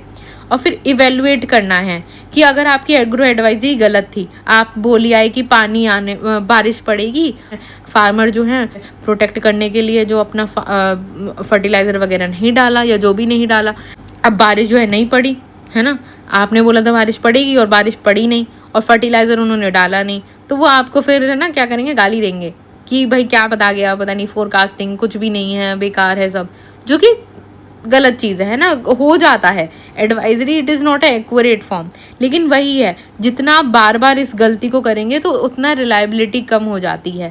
तो आपको बेसिकली फिर करना क्या है, मैंने एक बताया था कैसे आप अपनी एडवाइजरी को सुधार सकते हैं, मैंने बताया था, आंसर करके बताना, है ना। तो एडवाइजरी को कैसे सुधार सकते हैं, करोगे नहीं कमेंट, मुझे पता भी है, ठीक है। तो एनसेम्बल मेथड था एक हमारा, एनसेम्बल मेथड था, मैंने बताया था सुपर एनसेम्बल बेस्ड मेथड जो होता है हमारा, है ना, तो उससे हम लोग इम्प्रूवमेंट करते हैं एडवाइजरी को, मतलब जो हमारा एक्चुअल है और हमारे जो मॉडल में हम लोग क्वांटिटेटिव डेटा भर देते हैं, उन दोनों के बीच में हमारा गैप कम करना है ताकि हमारी इफेक्टिवनेस बढ़े, ताकि हमारा फार्मर भाग ना जाए पागल बोल के हमें, है ना। तो हमारे को उसके संग रहना है, उसके संग काम करना है, तो हमको जो है बेसिकली इसमें इम्प्रूवमेंट लाते रहने हैं ताकि हमारा मॉडल जो है सटीक रहे और कॉम्पिटेंट रहे। ओके, नेक्स्ट आता है हमारे पास की elements included in the agro advisory, क्या क्या रहता है बेसिकली। अगर हम लोग ऊपर से बात करें तो ये तो बिल्कुल आपके दिमाग में बस चुका होगा, रेनफॉल, टेम्परेचर मैक्सिमम मिनिमम बताते हैं, क्लाउड कवर कैसा रहेगा, विंड स्पीड और विंड डायरेक्शन, कहाँ से विंड चलने वाली है, ठीक है। अब इस वाले जो डायग्राम में बेसिकली ये बता रखा है कि हमारा जो IMD है वो कैसे हमारे डिस्ट्रिक्ट लेवल के संग कोऑर्डिनेट करता है। तो ये जो हमारा IMD होता है ना, ये डिस्ट्रिक्ट वाइज जो हमारा शॉर्ट रेंज फॉरकास्ट होता है, मीडियम रेंज फॉरकास्ट होता है, ये बनाता है। हमारे ऑल ओवर इंडिया हम लोग अब तो शायद बढ़ गए हैं, लेकिन on an average 130 agrometeorological field units हैं, है ना। अब होता क्या है, ये सारा डेटा जो होता है इन फील्ड यूनिट्स पे जाता है। अब ये फील्ड यूनिट्स क्या करती हैं, बेसिकली एग्रोमेट का जो हमने बोला था सबसे पहले, एग्रोमेटिक क्लाइमेट जो होता है एक जगह का, वो समझना पड़ता है ना। एग्रोमेटिक क्लाइमेट समझने के बाद आप प्रिपेयर करते हैं डिस्ट्रिक्ट वाइड एडवाइजरी, है ना। अब एडवाइजरी आप जब आपने जो है बना ली और आपको बाई वीकली जो है ट्यूसडे और फ्राइडे को भेजनी है, आप कैसे कैसे चैनल्स पे भेजते हैं, तो आप जो है डिस्ट्रिक्ट एग्रीकल्चर ऑफिसर्स को बताते हैं कि आप बताइए, या उनके ऑफिस से, या फिर हमारे KV के जो होते हैं, सॉरी वी होगा, KV के जो होते हैं, या फिर हमारे NGOs जो होते हैं। तो बेसिकली चैनल्स होते हैं, किसी तरह फार्मर्स तक ये इन्फॉर्मेशन पहुंचाई जाए through media, agency, IT service, personal contribution connect से, है ना, पर्सनल कनेक्शन से भी हम लोग पहुंचाते हैं।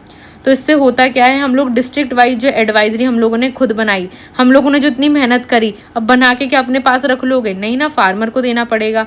तो आपने ये जो सारी इन्फॉर्मेशन दी, अब क्या है, फार्मर आपको फीडबैक भी देगा, तो फीडबैक भी कलेक्ट करना है, या तो आप खुद जाके फीडबैक एनालिसिस कलेक्ट कर लो, या इन जो आपने जिन चैनल्स के थ्रू करवाया है उनसे कलेक्ट कर लो। फिर जो आपने इन्फॉर्मेशन कलेक्ट करी है वापस से फील्ड यूनिट्स के पास जाएगी, कितना एक्यूरेट डेटा था, कितना एक्यूरेट डेटा नहीं था, फिर ये IMD के पास भी जाती है कि ये डेटा एक्यूरेट नहीं था, हम लोगों ने इससे एडवाइजरी बनाई।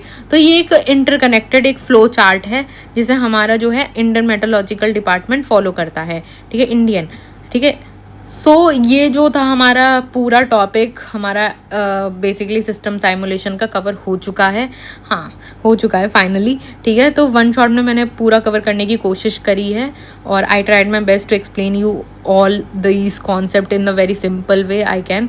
सो ये जो था हमारा बहुत मैंने ब्रॉड टर्म्स में बताया, मैं थोड़ा अगर इंडिविजुअल टर्म्स में जाती या फिर जो हमारे सर पढ़ा रहे थे वो अगर जाते तो बहुत डिटेल में जाते हैं ना, और ये काफ़ी लंबे लेक्चर्स होते।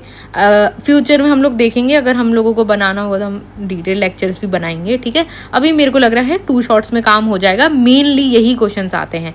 और मैंने यहाँ पे फ्रीक्वेंटली आस्क्ड क्वेश्चंस, एक सैम्पल क्वेश्चंस का जो है आपको चार्ट दे भी रखा है, क्वेश्चंस दे रखे हैं, इसमें क्या क्या बता रखा है, जैसे कि SPSC कौन से क्वेश्चंस आते हैं, SPSC डायरेक्टली पूछ लिया जाता है, उसका कॉन्सेप्ट पूछा जाता है ना, सिस्टम अप्रोच पूछी जाती है SPSC रिलेटेड, कि SPSC में सिस्टम अप्रोच क्या होती है, तो आपको बताना पड़ेगा सॉइल, प्लांट और ये सब हमारे कॉम्पोनेंट्स रहते हैं, SPSC को रिप्रेजेंट करते हैं, एज वेल एज आपको सॉइल और वाटर का इंपॉर्टेंस बताना पड़ेगा। और इसमें सिस्टम अप्रोच में बेसिकली वाटर का जो मूवमेंट होता है कैसे होता है और क्यों होता है ये बताना है ठीक है।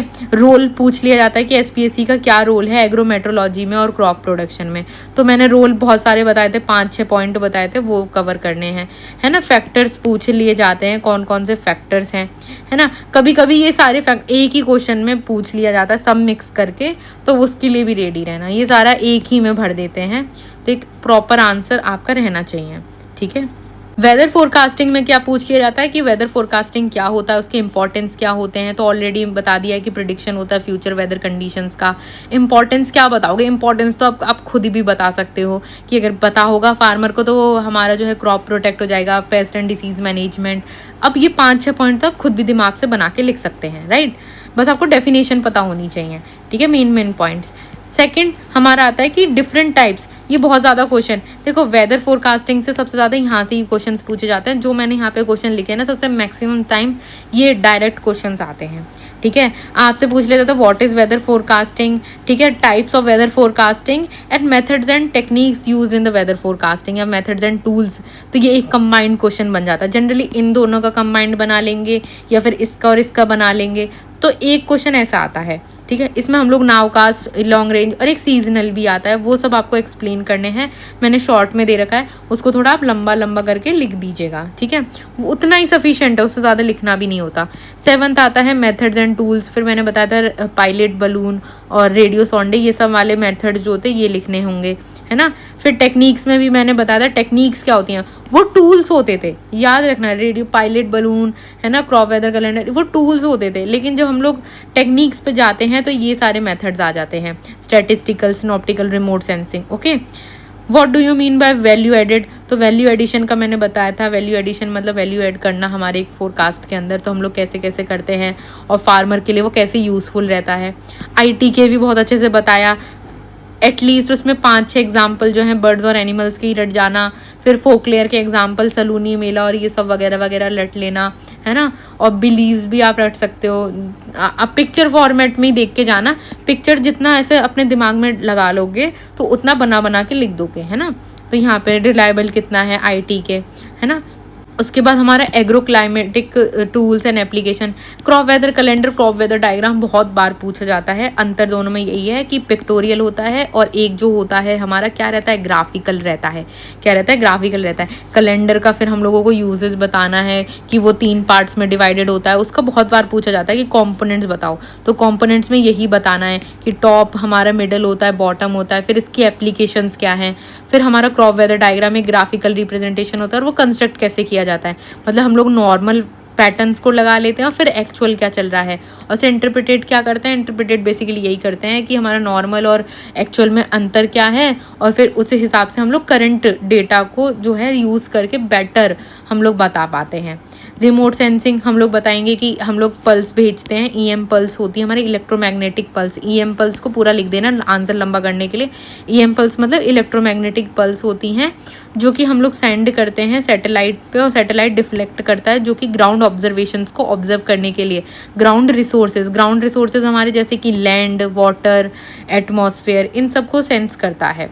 और इसको एग्रोमेटोलॉजी में कैसे यूज़ करते हैं, क्रॉप मॉनिटरिंग, सब बताया है मैंने, ठीक है। एग्रो एडवाइजरी बुलेटिन क्या होती है, इसका पर्पस और इम्पोर्टेंस ऑलरेडी कवर करा चुकी हूँ। स्टेप्स कैसे प्रिपेयर करते हैं, ये एक कंबाइंड क्वेश्चन आता है, ठीक है। प्रिपेयर में मैंने बताया था कि आप पहले डेटा इकट्ठा करिए, फिर आप जो हैं डेटा इकट्ठा, एक एग्रो क्लाइमेटिक डेटा इकट्ठा कर लिया, फिर आप जो है जो भी आप क्रॉप लगाने वाले हैं उसके बारे में डेटा, और उस क्रॉप के बारे में, उस जोन के बारे में पास्ट रिकॉर्ड्स निकाल लीजिए।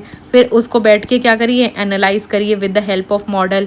फिर आप जो मॉडल के एनालाइज करने के बाद आएगा, आपको वो जो जाके क्या करना है, फार्मर्स को बताना है। तो उसे क्या बोलते हैं, डिसेमिनेशन। किसी को बताना इन्फॉर्मेशन को तो डिसेमिनेशन बोलते हैं उसे, है ना। तो ये जो मेथड्स हैं ये ही हमारे स्टेप्स आ जाते हैं।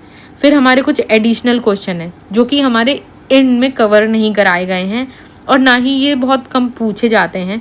अगर आपकी किस्मत बहुत ख़राब है, ठीक है, आपने जो है मैंने बताया था अगर टीचर का कुछ बिगाड़ा तो वो सब पूछेंगे, ठीक है, क्योंकि ये एग्रोनॉमी में ऑलरेडी कवर होता है, एग्रोमेट्रोलॉजी, तो पूछ लिया जाता है। तो ये सारे जो क्वेश्चंस हैं इनके आंसर मैंने थोड़े थोड़े छोटे छोटे फॉर्म में लिख रखे हैं।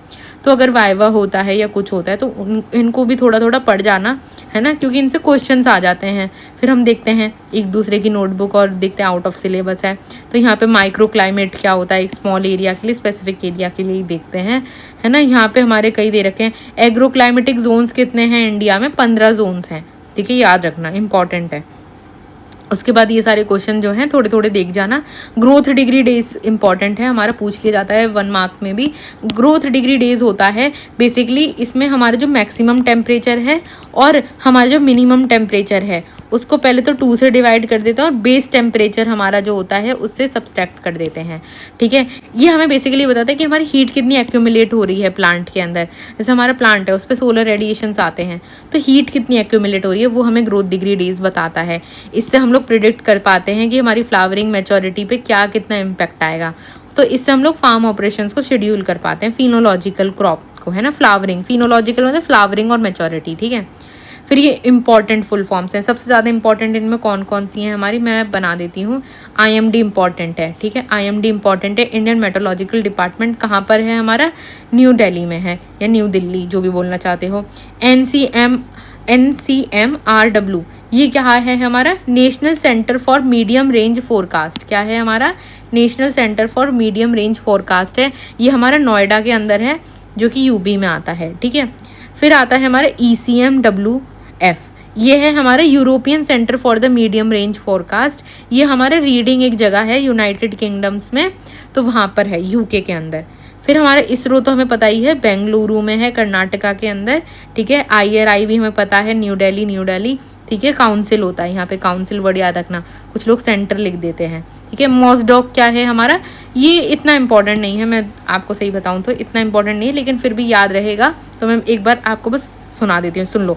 Meteorological and oceanographic satellite data archival centre, Ahmedabad Gujarat में है, ठीक है, कोई पूछता नहीं है वैसे। नोवा भी एक ओशनिक एटमॉस्फेरिक एडमिनिस्ट्रेशन है जो कि वॉशिंगटन DC में है।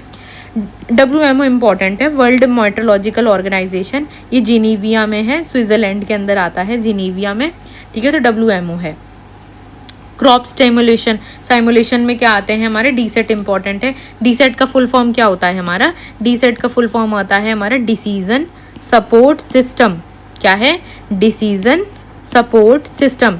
हमें एक डिसीजन लेने में एक सिस्टम सपोर्ट करे तो उसे क्या बोलेंगे? DSS। फिर किसके लिए? अभी किसके लिए सपोर्ट कर रहा है? For agro technological transfer. Agro based जो इंडस्ट्रीज होती हैं उनकी टेक्नोलॉजी को ट्रांसफ़र करने के लिए हमारा DSET बनाया गया है, ठीक है। तो decision support system, for of नहीं, फॉर किसके लिए, है ना, एग्रो मेट्रो टेक्नोलॉजी ट्रांसफ़र के लिए। फिर सिरिस आता है, सिरिस भी मैंने बताया था इंपॉर्टेंट है, एक और क्रॉप मॉडल होता है। इसका मतलब क्या है हमारा? CER, है ना, इतना ही है हमारा CER। इसमें क्या है? इसमें क्रॉप एनवायरनमेंट रिसोर्स, क्रॉप के जो भी हमारे क्रॉप रिलेटेड जो हमारे सीरियल क्रॉप्स होते हैं ना, जनरली उनके लिए यूज़ किया जाता है, जैसे राइस, वीट, मेज के लिए। तो क्रॉप एनवायरनमेंट रिसोर्स सिंथेसिस, क्या? सिंथेसिस। इन्फो क्रॉप हमारा information based crop simulation model, information based, information इसके पास होगी तो ये हम लोग स्टिमुलेट कर पाएंगे इस मॉडल को। APSIM भी होता है हमारा, एग्रीकल्चर प्रोडक्शन सिस्टम स्टिमुलेटर, है ना। ये थोड़ा अजीब से लिख गया है, स्टिमुलेटर सिमुलेटर कर लेते ना ऐसे, है ना। तो यहाँ पे क्या होता है? स्टिमुलेट करता है फार्म मैनेजमेंट को, okay.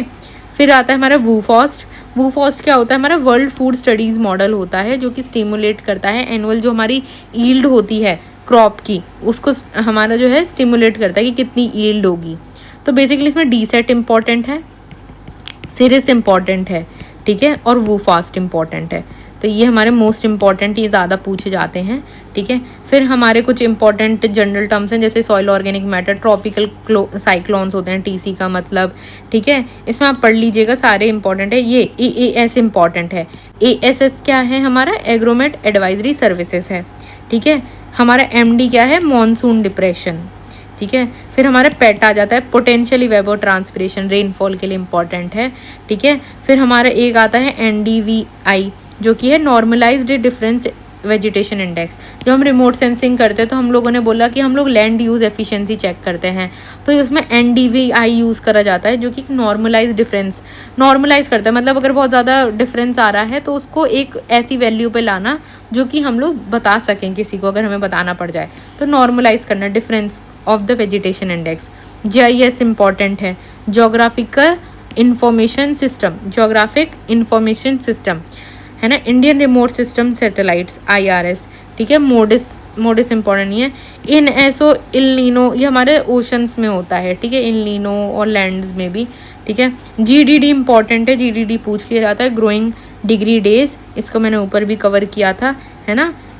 LULC land use land cover important है, ठीक है, लैंड यूज़ लैंड कवर, ठीक है। तो बाकी सारे जो हैं आप देख लीजिए, एक बार देख के चले जाना, थोड़ा आपको है ना, फिर ऐसा नहीं लगेगा कि नया है कुछ, ठीक है। So that's all for the today's lecture. I hope आप लोगों को समझ में आया हो मैंने क्या पढ़ाया है, ठीक है। अगर आया है तो please do subscribe to our channel, I have put so much effort in this, है ना।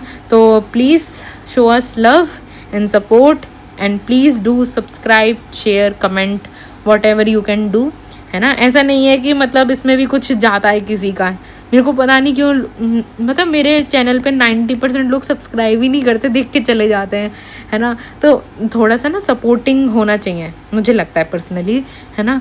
तो मुझे किसी को कंटेंट अच्छा लगता है मैं सब्सक्राइब करती हूँ। अब बोलेंगे बच्चे कि मैम तो बोल ही रही हैं बोलने के लिए, नहीं, जेन्युइनली आई डू, है ना। तो यहाँ पर क्या है, आप भी थोड़ा सा सपोर्टिंग रहिए, please subscribe to our channel, okay. So thanks for watching and have a nice day. Okay, bye, keep learning.